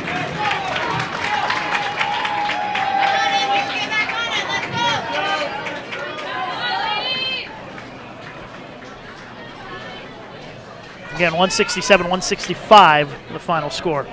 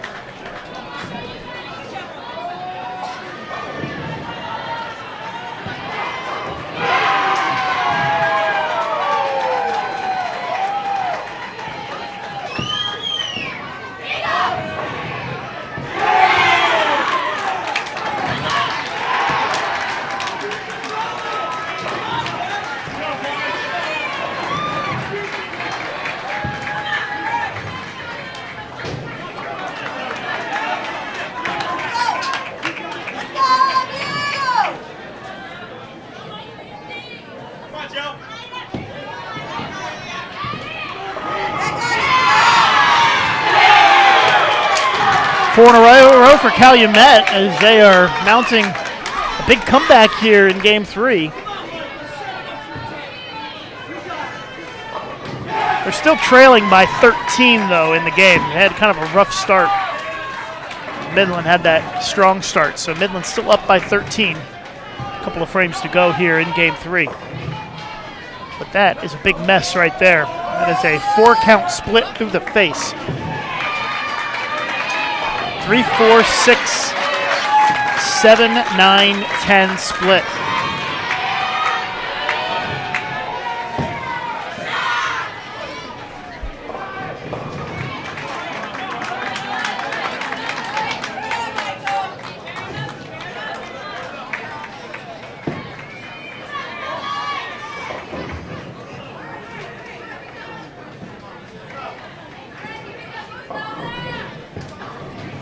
Other matches, Wisconsin Whitewater and McKendree tied 1-1.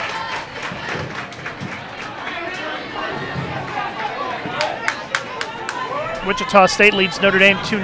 That's on the men's side. San Jose State tied at 1 in their match. Grandview and Pikeville tied 1-1 on the women's side. Lindenwood, St. Francis tied 1-1. North Carolina A&T and McKendree tied 1-1. You can see the scores in the red box on your screen. It is a 1-pin lead now for Midland. Frame and a half to go after losing some count on that second shot on that split attempt in the 8th. So this one's going to come down to the last frame or so.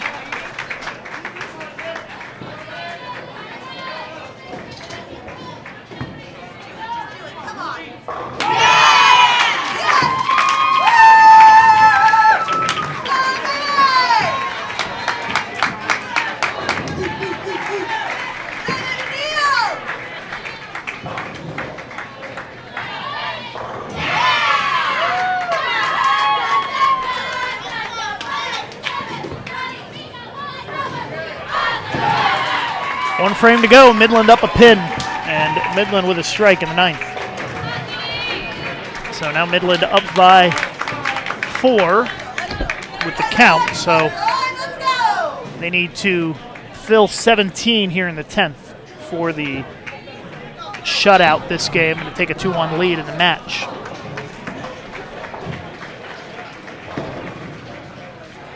Robert Morris up 14 early against Wichita State.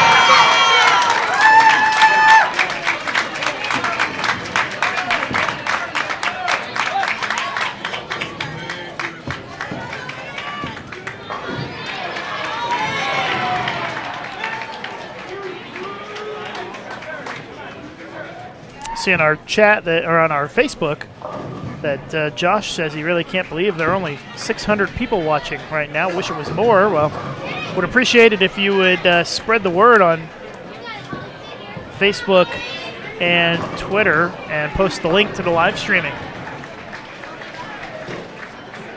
Maybe we can get some more folks tuning in. Midland is going to go up 2-1 in this match.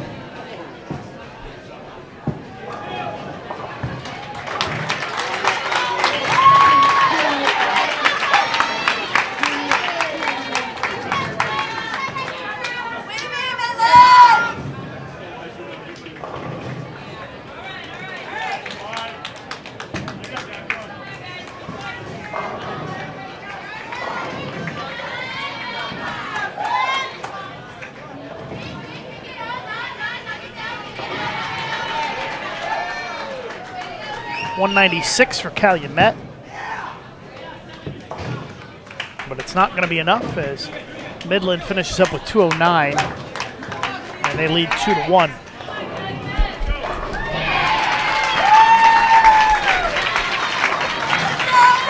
All tied up, heading into the 5th frame in our women's game. It's 1-1 and tied after 4.5 frames.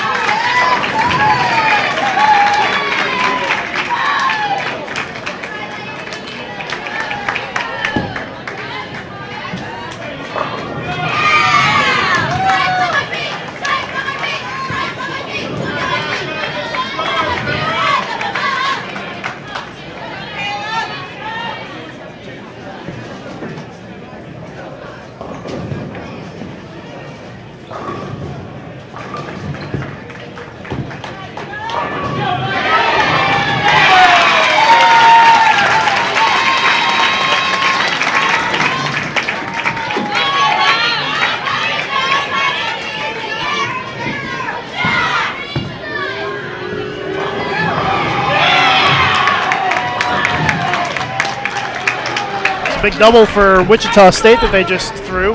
Kovalova with the strike gives them a 10-pin lead in the match. Midland and Calumet both starting with a double. Midland with an 8 count, 3rd. As we are moving along here in our final round of matches for the day. Calumet trying to keep the string going here. They do. Another strike. Down 2-1. They are trying to even up this match.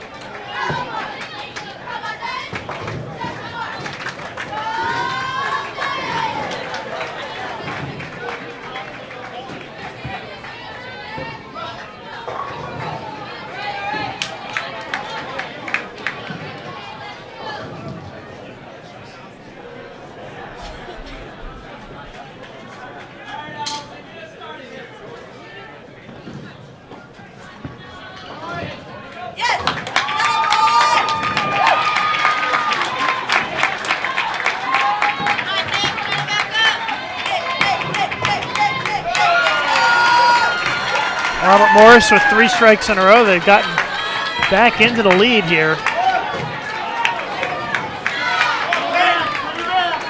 24-pin lead for Robert Morris. Calumet with a missed single pin. That game is even right now.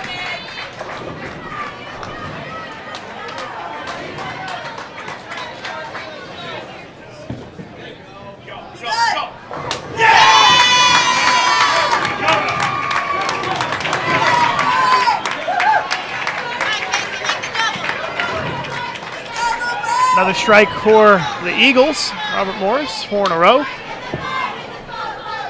They are looking to lock up game number 3.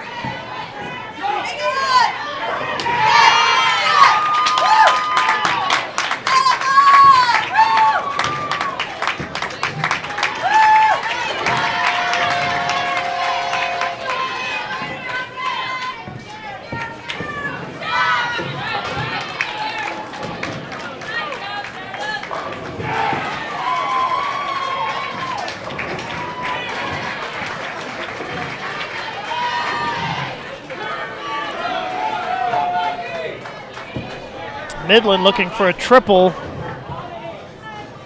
6-10 is the lead. They lead by 8.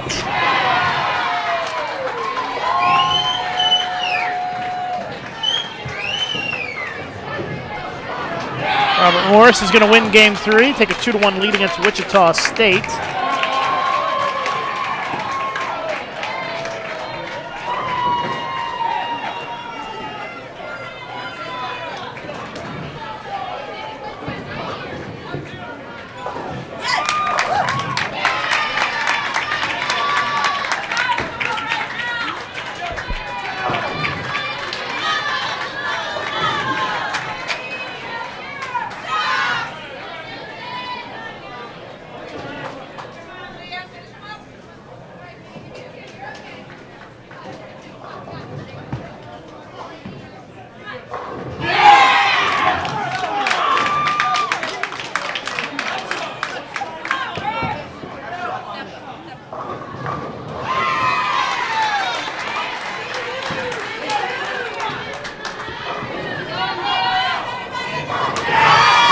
Game here between Midland and Calumet. 2-pin lead for Calumet, and they can push that to 12 with another strike here for 3 in a row. Instead, it's through the face, 3-6-10, and they lose the lead by a pin.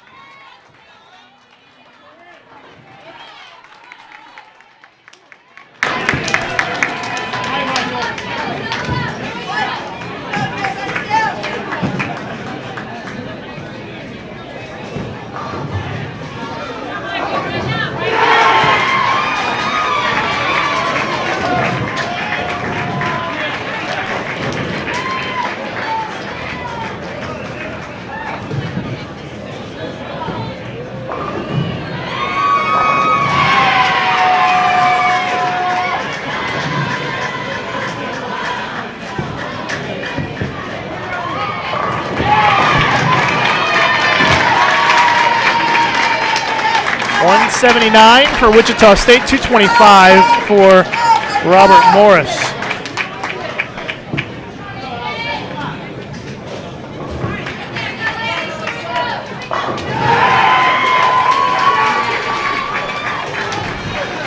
Still pretty close here between Midland and Calumet.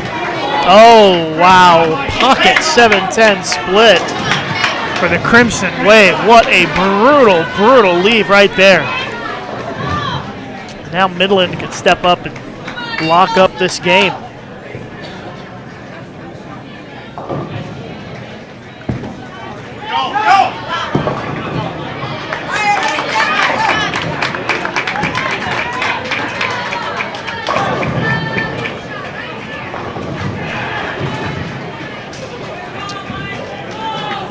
Well, the devastating 7-10 split on the deck for Calumet comes at an awful time. And it is an open frame. Midland just needs one of the 2 pins that are standing. And that would force Calumet to double. So Calumet could still win if Midland gets an open here. Gets them both, and Midland is going to take this game. Just need, let's see here, 9 pins would be 212. Crimson Wave can strike out for 211. So assuming Midland gets 9, they'll take the game.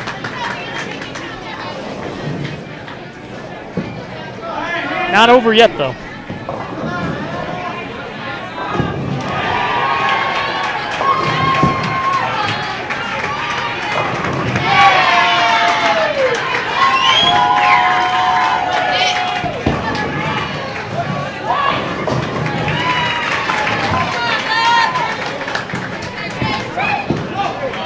Looking for at least 9, and he gets 7. 210. Which means Calumet can strike out to win by a pin. I guess you should never assume anything on these tough patterns. 210 for Midland. Calumet needs all 3 to win by 1. That would even up the match at 2-2.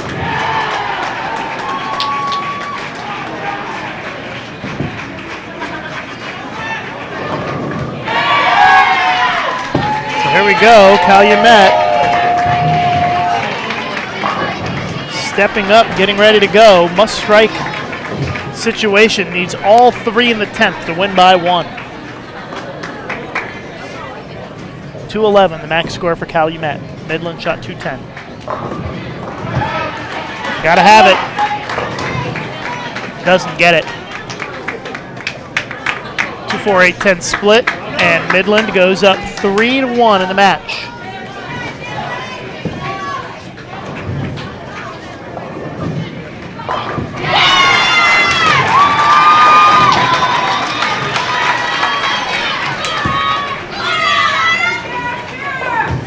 My stats guy, Aaron Smith, tells me that Calumet was down 3-1 in their match against Weber in the first round and came back to win 4-3. So don't count out the Crimson Wave just yet.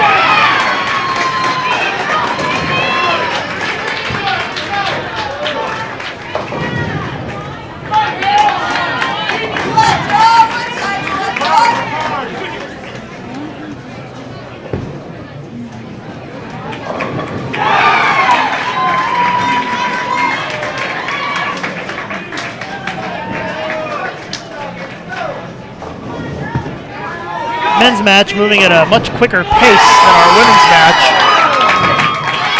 as Midland takes advantage of a lucky break there for a strike, and they are up by 11 this game. Wichita State with an open in the fourth, and missing the headpin to the right, leaving the rail is Kovalova. And they trail by 6.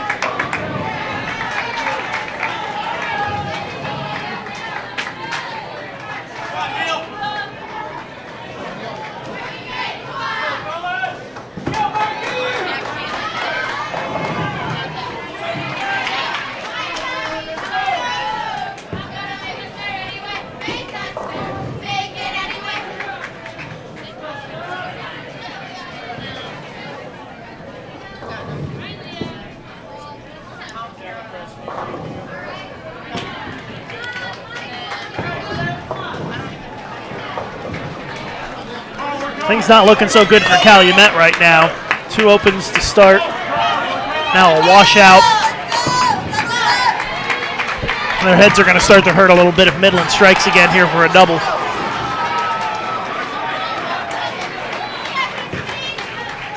Robert Morris up 17 on Wichita State after 5 frames. Another strike from Midland, that's a double. 3 out of 4 to start this game. And another open frame for Calumet, 3 opens in a row. And Calumet down by 43 after 3.5 frames.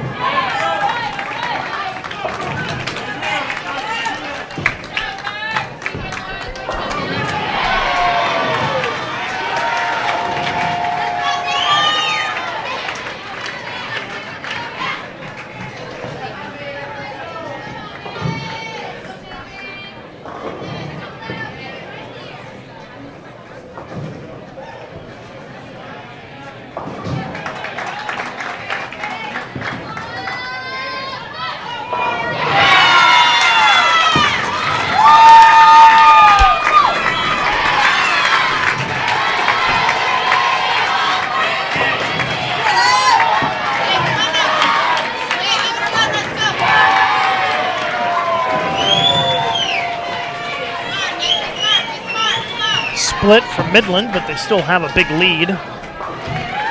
And Robert Morris still has the lead by 5 pins against Wichita State this game.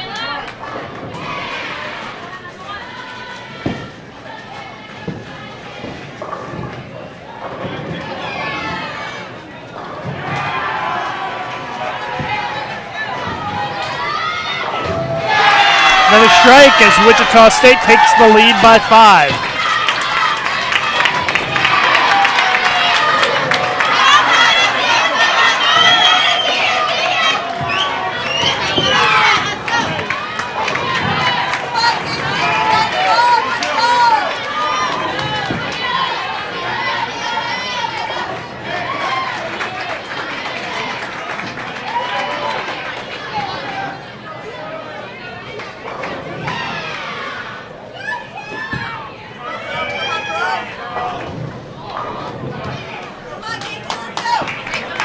Another split for Midland. They're letting Calumet slowly chip away. Must-win game for Calumet.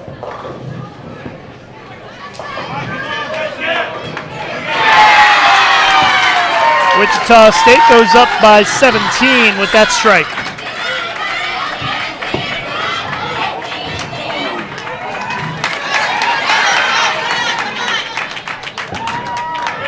Back-to-back opens from Midland. They still lead by 20.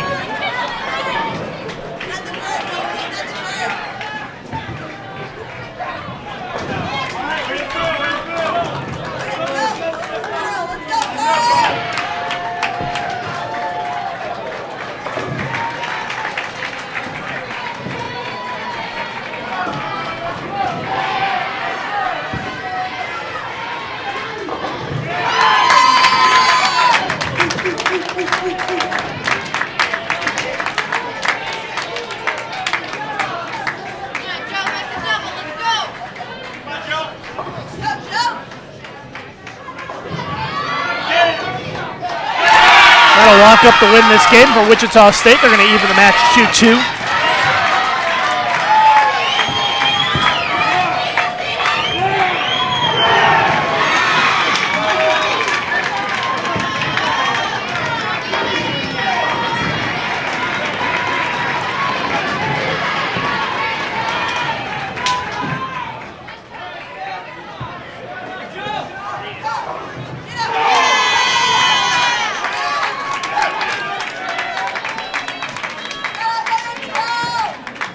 Pin lead for Midland now, as the Warriors have thrown a double. Got 2.5 frames to go. If Calumet doesn't find a way to throw some strikes here down the stretch, looks like they may be knocked to the elimination bracket.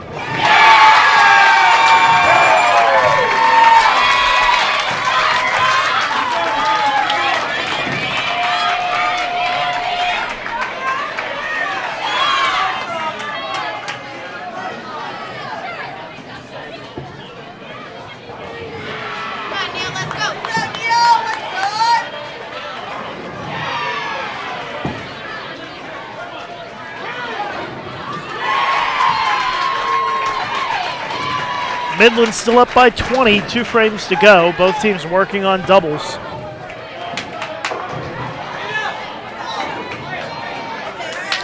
Looks like a 6-9-10 for Midland. Let's see what Calumet does here. Big shot for them. Get the strike, 3 in a row. They are now within 7.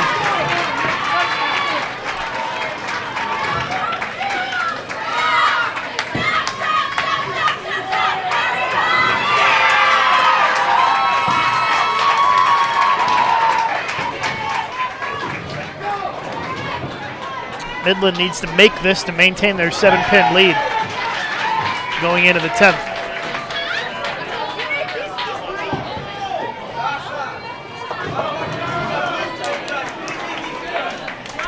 Open frame, so that means that Calumet has taken the lead.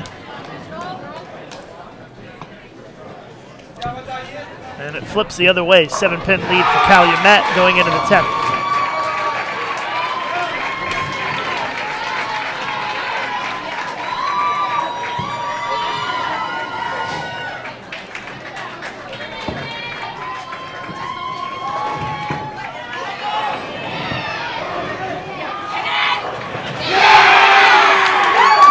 Another strike for Calumet.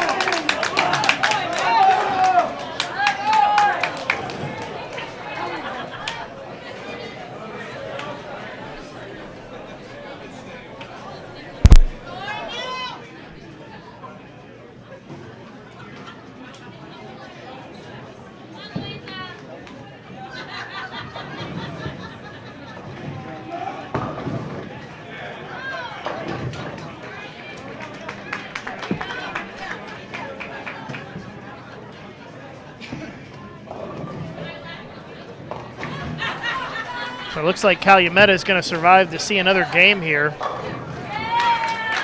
And it'll be 3-2 Midland after 5.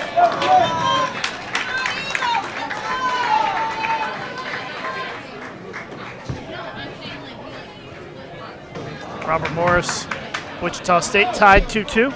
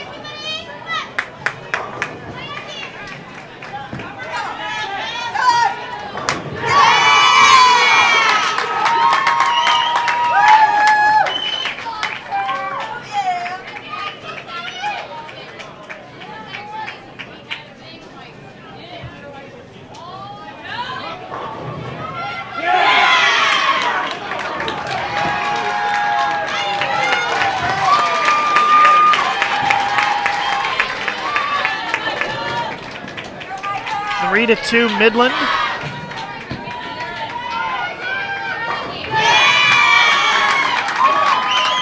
Heading into game 6 here. Double to start from Midland.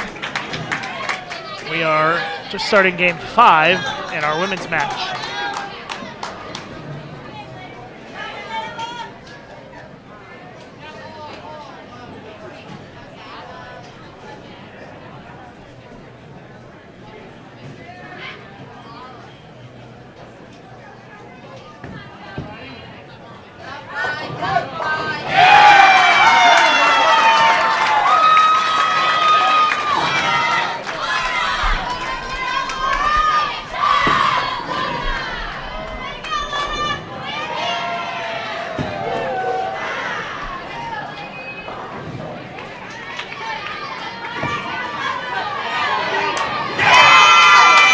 Triple to start for Midland.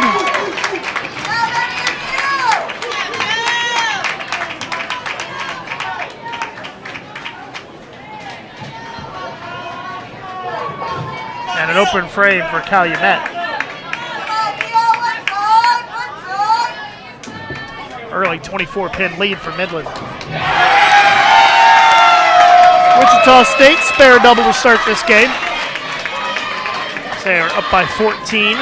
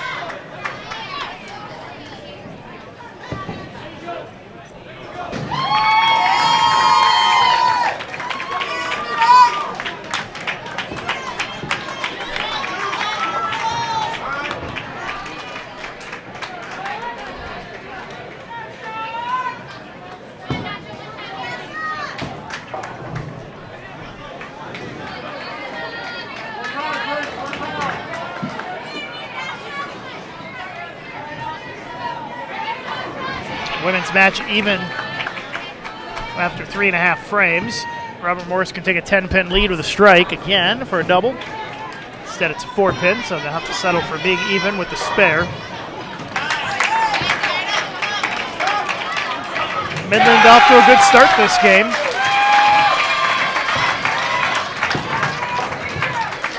Open frame for Calumet again. 2 opens and 4 frames. They are down by 44 pins.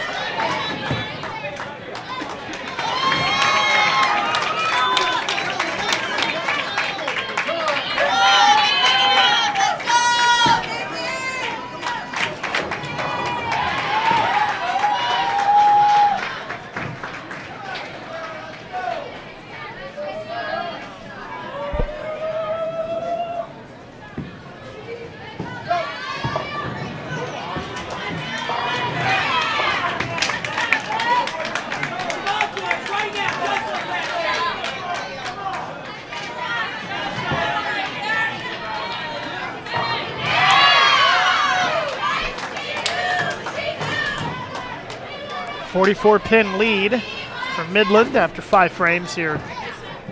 If they win this game, they will move on in the winner's bracket. Not have to bowl again until 1:30 tomorrow afternoon.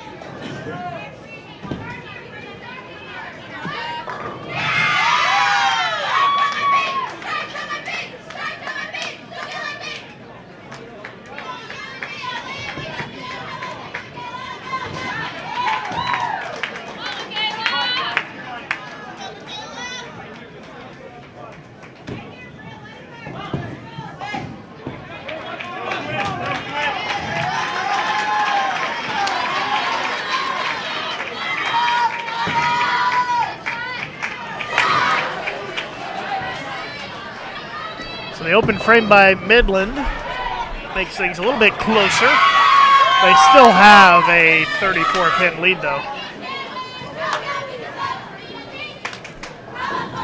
Sorry, a 31-pin lead. Robert Morris is working on 3 strikes in a row now. Taking a 32-pin lead.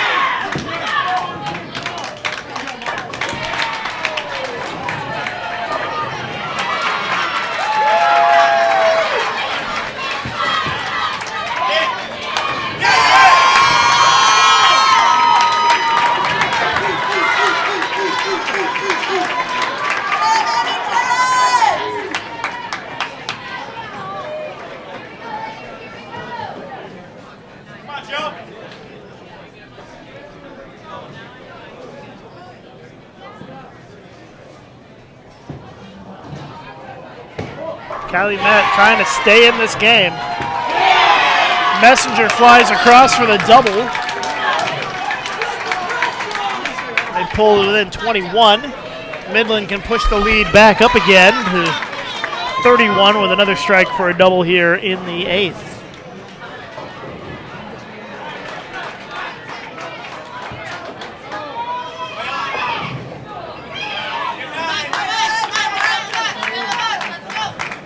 Robert Morris leading by 31 against Wichita State this game.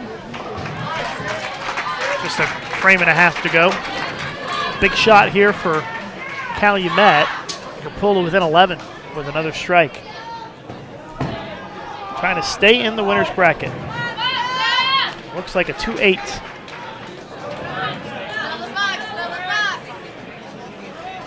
So still a 23-pin lead for Midland this game.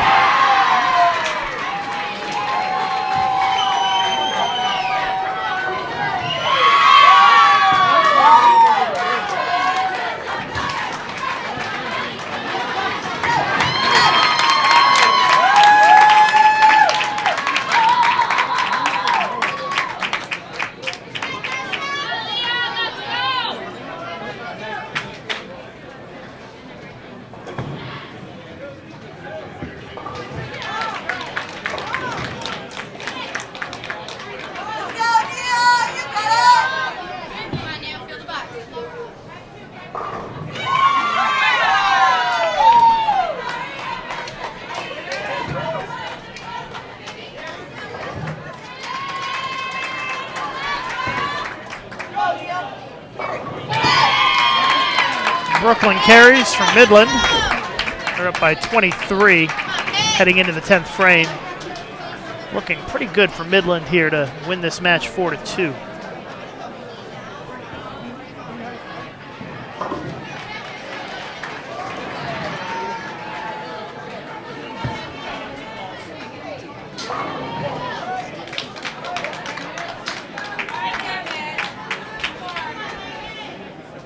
Calumet can only shoot 192. Midland doesn't even need a mark to beat that.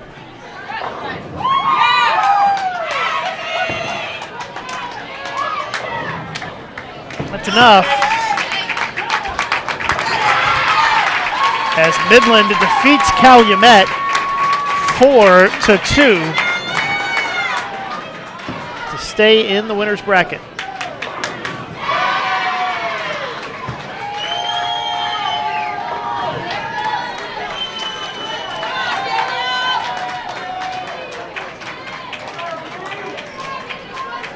Robert Morris going to be in the 230s this game.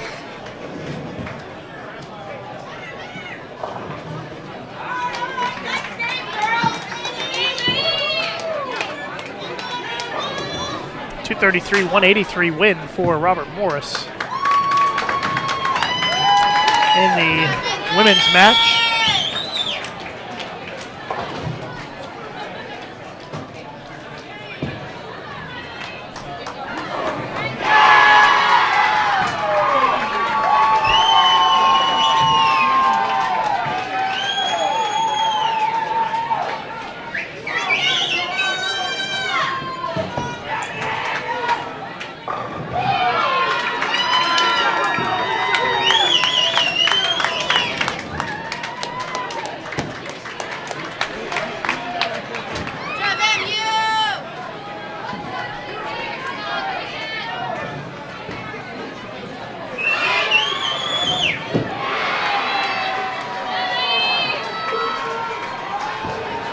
Okay, so we'll focus in on the women's match since the men's match is done. It is 3-2. Robert Morris over Wichita State in the best of 7. So if Robert Morris wins this game, they would win the match 4-2. And if Wichita State can win this game, we would go to a game 7.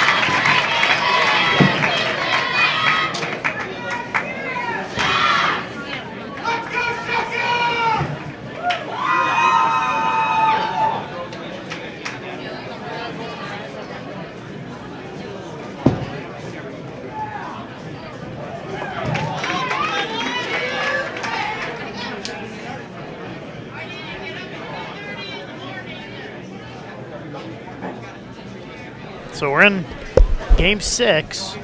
Robert Morris leading 3-2 against Wichita State.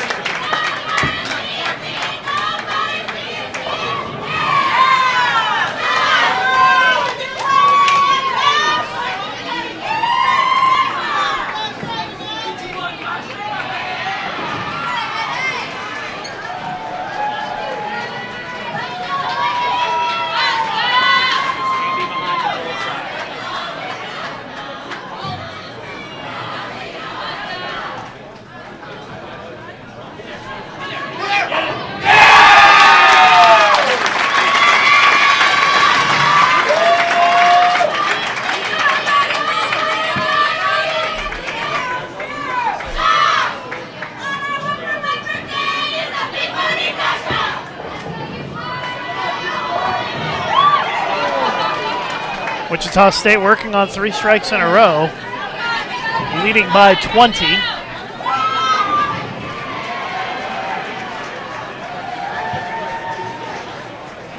Trying to keep the string going here. Looking to force a game 7. 3-2 Robert Morris. It's a must-win game for Wichita State here in front of the home crowd.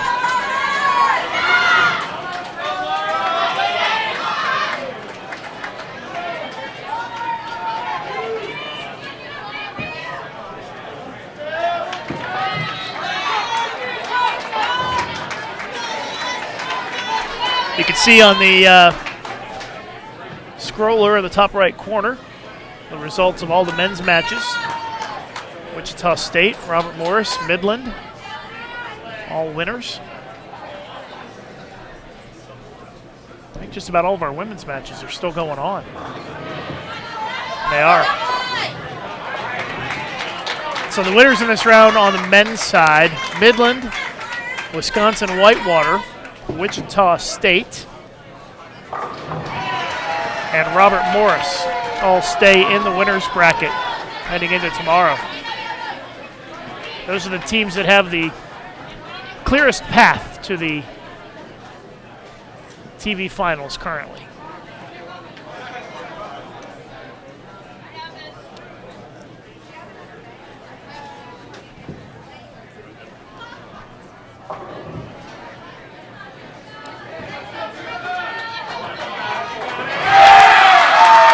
Nice conversion there for the Shockers, 3-6-9-10.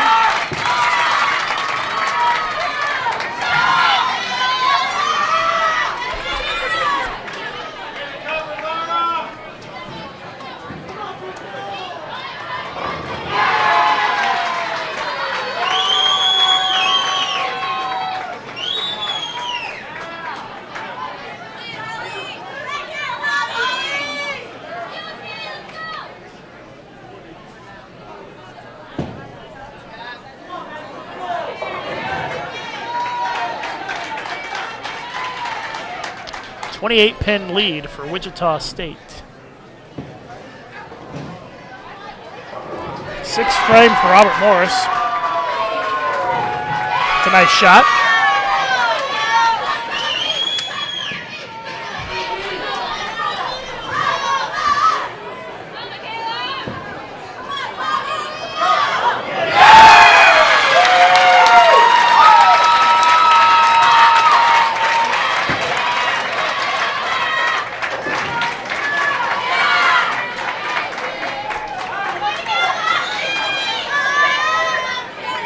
Big shot here for Robert Morris. They're working a couple of frames behind here, so they can make up some ground if they can put some strikes on the board. That's a big one. That's a big double.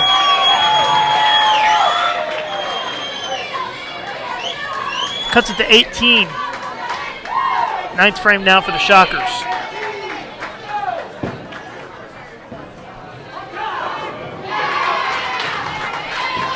Wichita State looking for a double. That is huge right there. Pushes the lead back to 28 as the Shockers take control once again. Robert Morris needs this, and they don't get it. So the Shockers in control here, looking to force game number 7. Shockers up 30.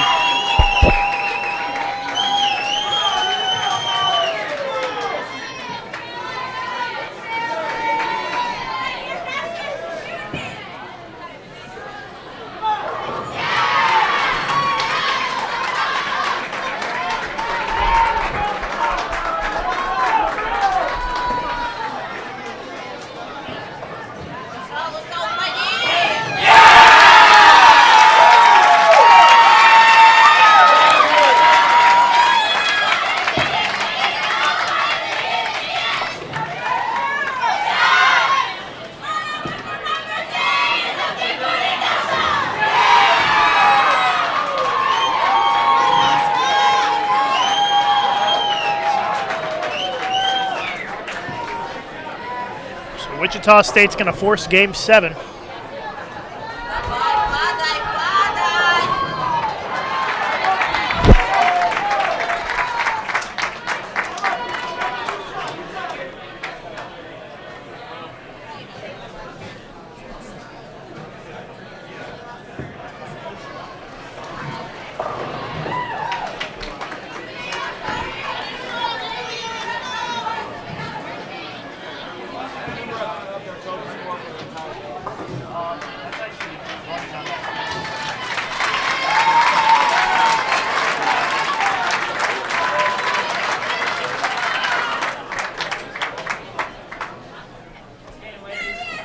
.234 for Wichita State.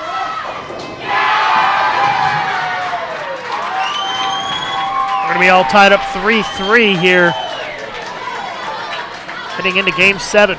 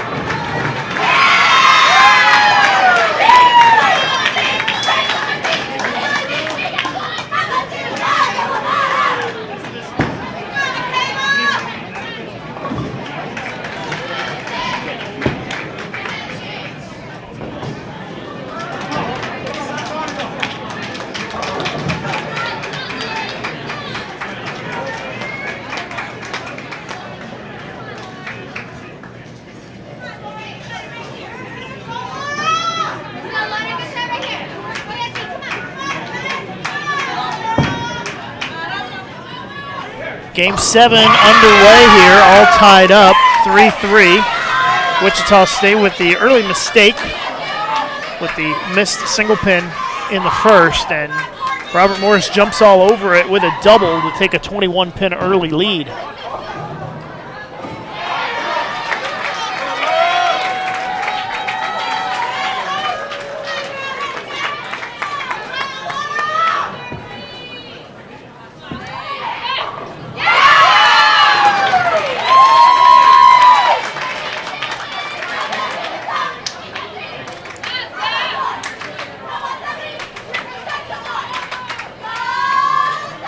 Front three here for Robert Morris, and a tough start to this game for Wichita State. Has put the Shockers in a bit of a hole here in Game 7. Makes the split though.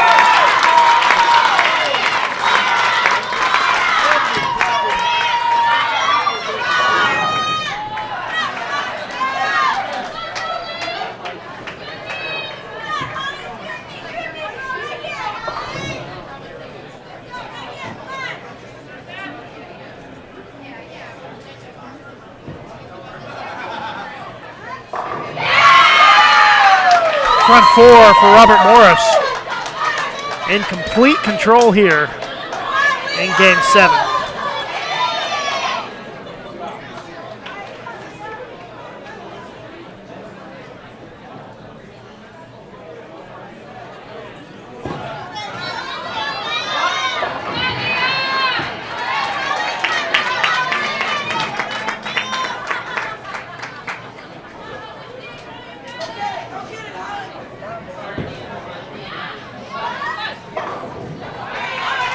Run comes to an end with a 4-pin.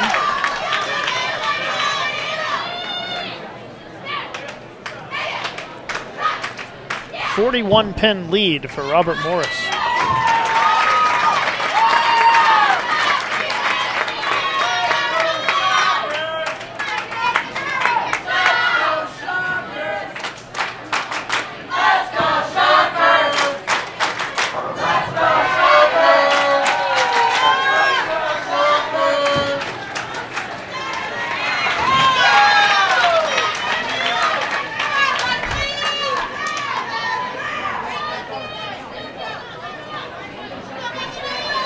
good match so far. Wichita State's going to need to start stringing some strikes if they want this last game to be competitive here.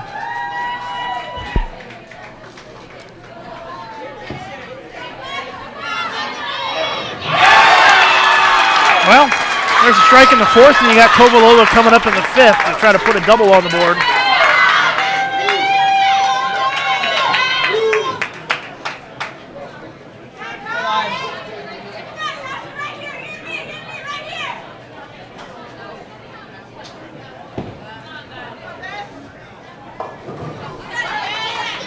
Now you've got a washout for Robert Morris. Things can change pretty quick.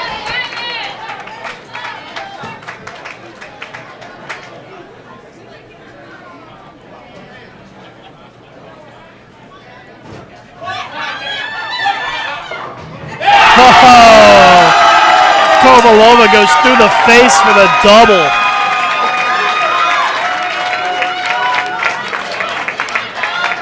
What a huge break there.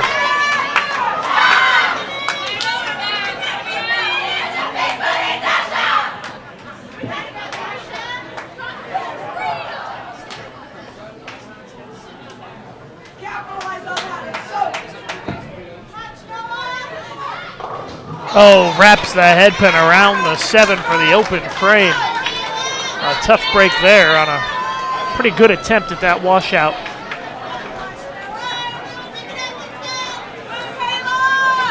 Wichita State looking to seize the momentum here. What a shot, 3 in a row. The home crowd loves it here in Wichita.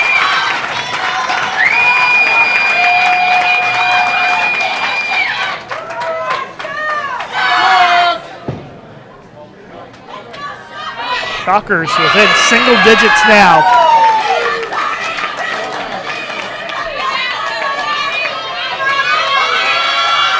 Wichita State can take a 4-pin lead with another strike here in the 7th.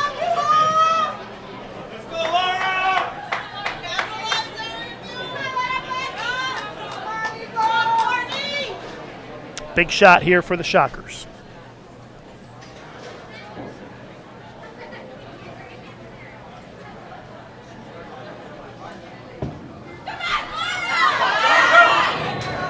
Goes through the face, leaves the 6.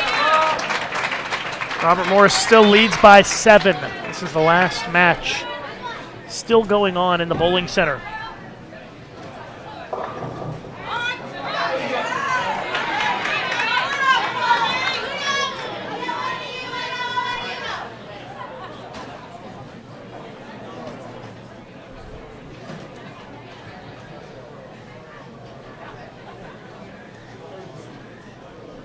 Looks like St. Francis defeated Lindenwood on the women's side. And North Carolina A&T defeated McHenry.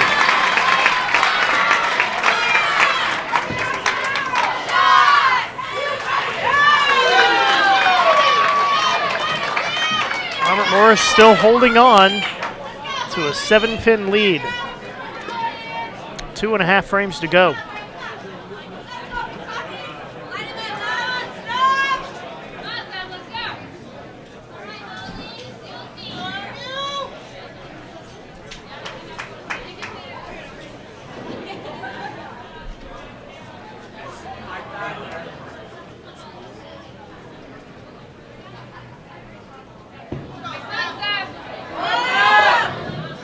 Baby split. 3:10 in the 8th. Robert Morris leads by 9. A couple of frames left here in game 7. Great shot in the number 4 position for Robert Morris.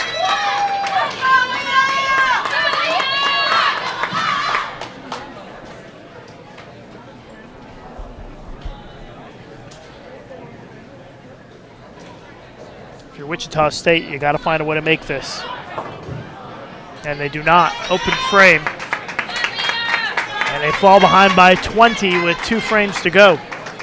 Or a frame and a half to go. Best that Wichita State can do is shoot 214. First strike in the 10th for Robert Morris should just about lock it up. But the Eagles are going to let the Shockers go first here in the 9th. Catch back up.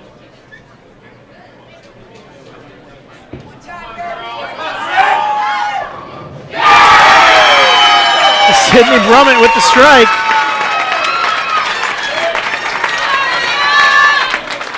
Strike here. Robert Morris is going to win the match. Oh, the 10 goes. And the Eagles are just count away from upsetting the Shockers here in the second round of the winner's bracket.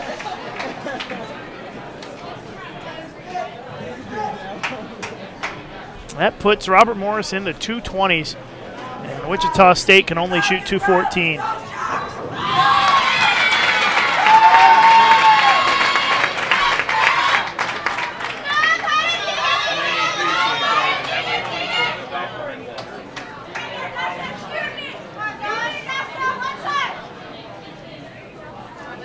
Defending champions, Robert Morris, Illinois. Going to pull off the upset here in the bracket against top-seeded Wichita State.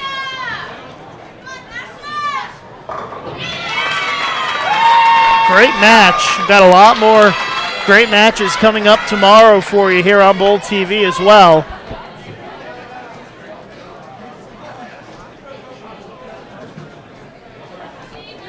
So make sure you tune in tomorrow morning at 8:15 a.m. Central Time as we will resume match play here at North Rock Lanes in Wichita, Kansas.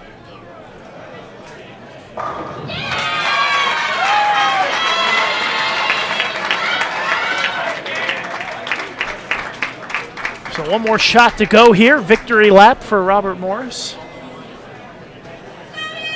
as they take the 4-3 win.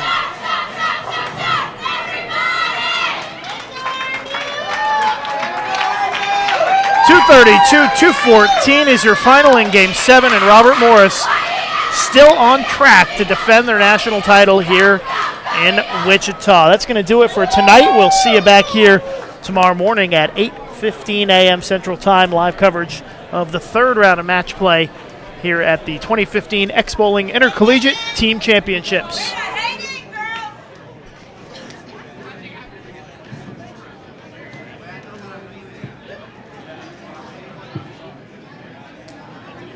And that concludes the competition for today of the 2015 Intercollegiate Team Championships.